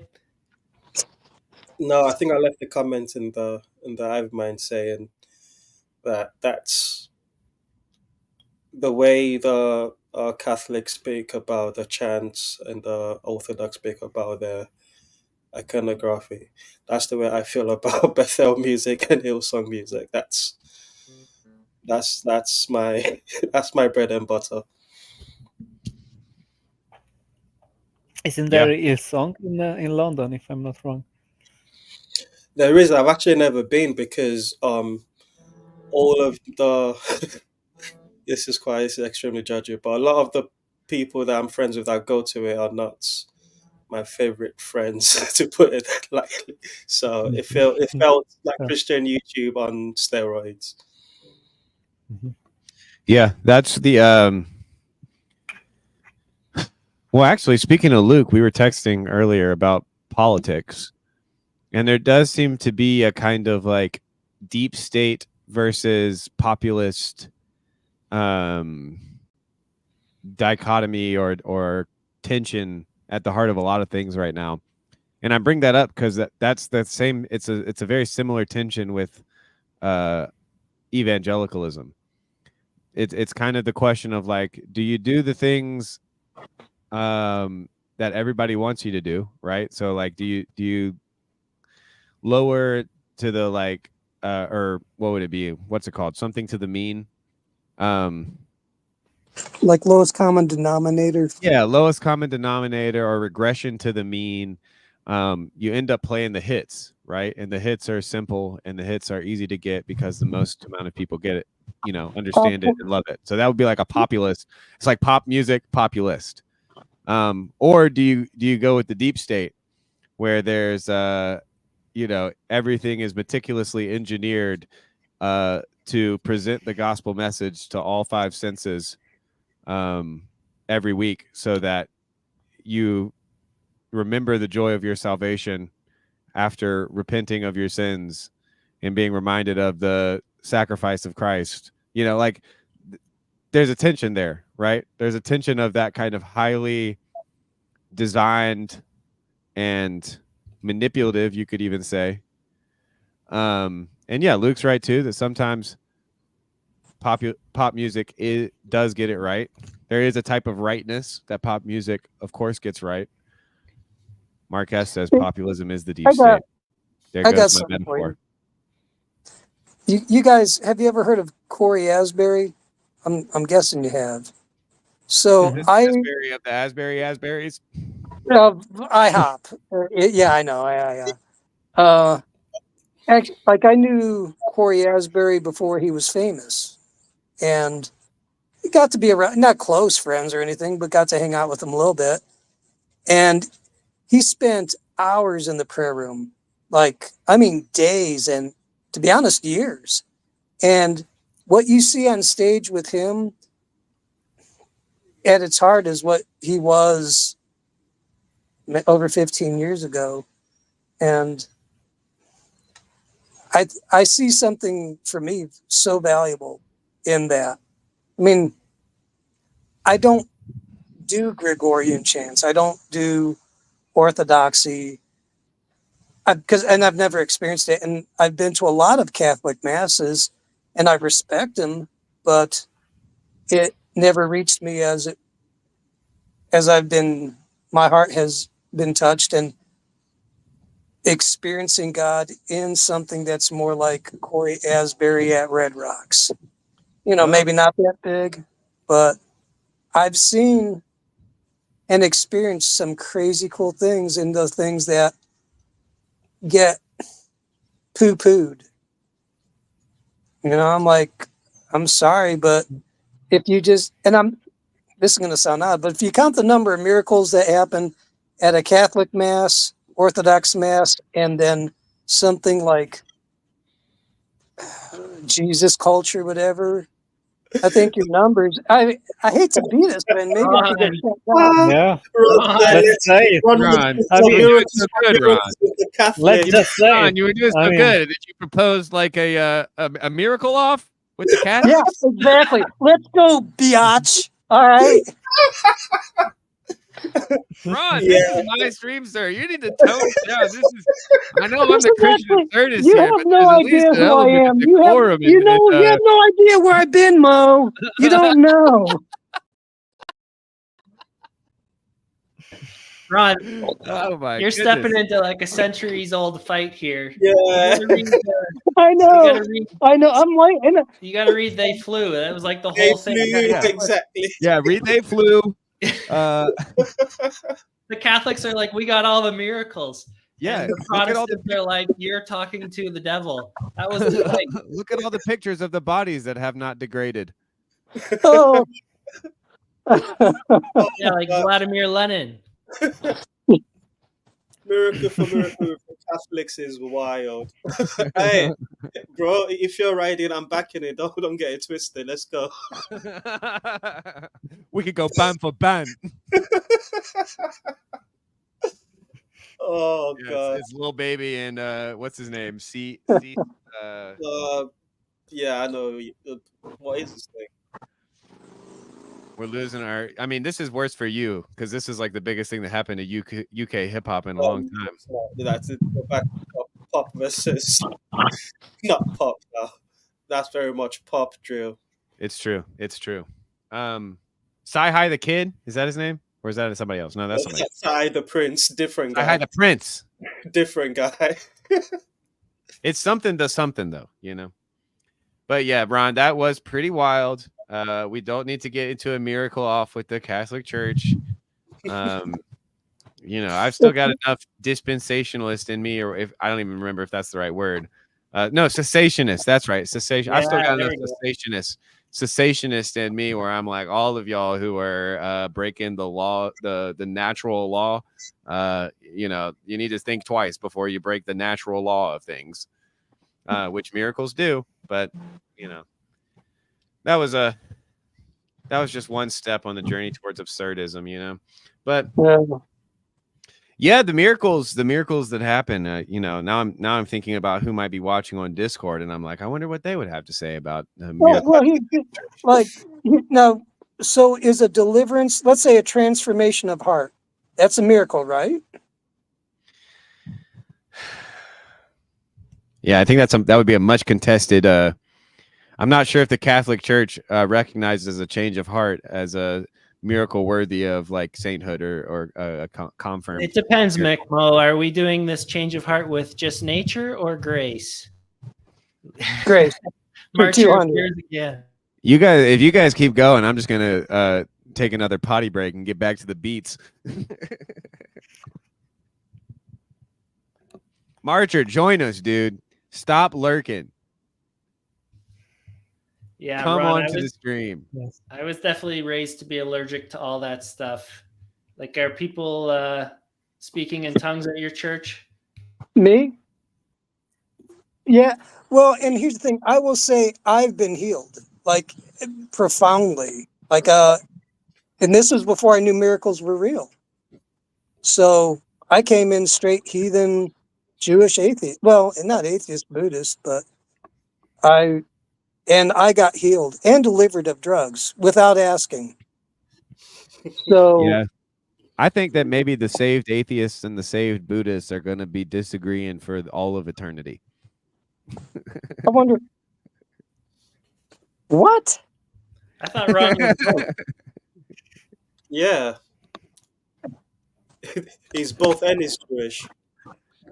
Yeah, and he's Jewish. Yeah. Yeah, I'm Jewish. Yeah. So I met Jesus and then I got theology.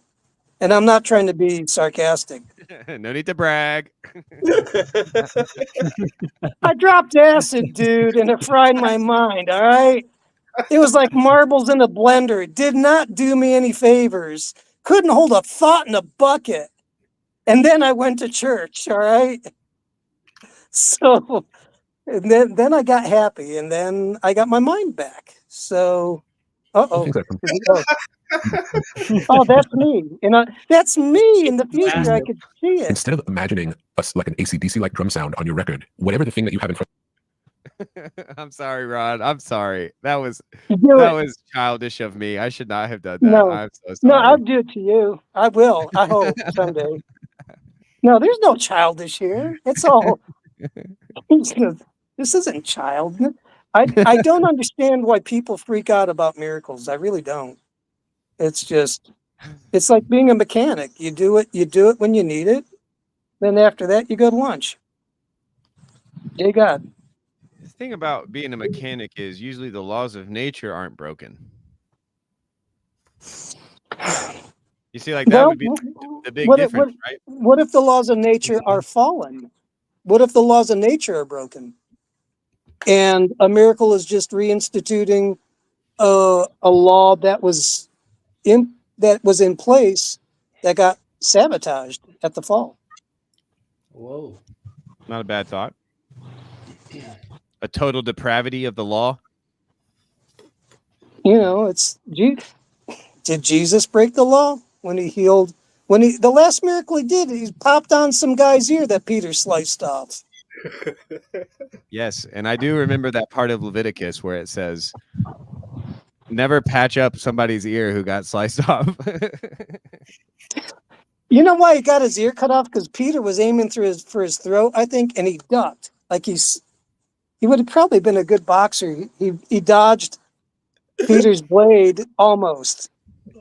Don't add to the text, Ron. No. This is just. Was this in The Chosen? Was this in The Chosen? No, but it should have been. I could have, dude. Would you have liked it though?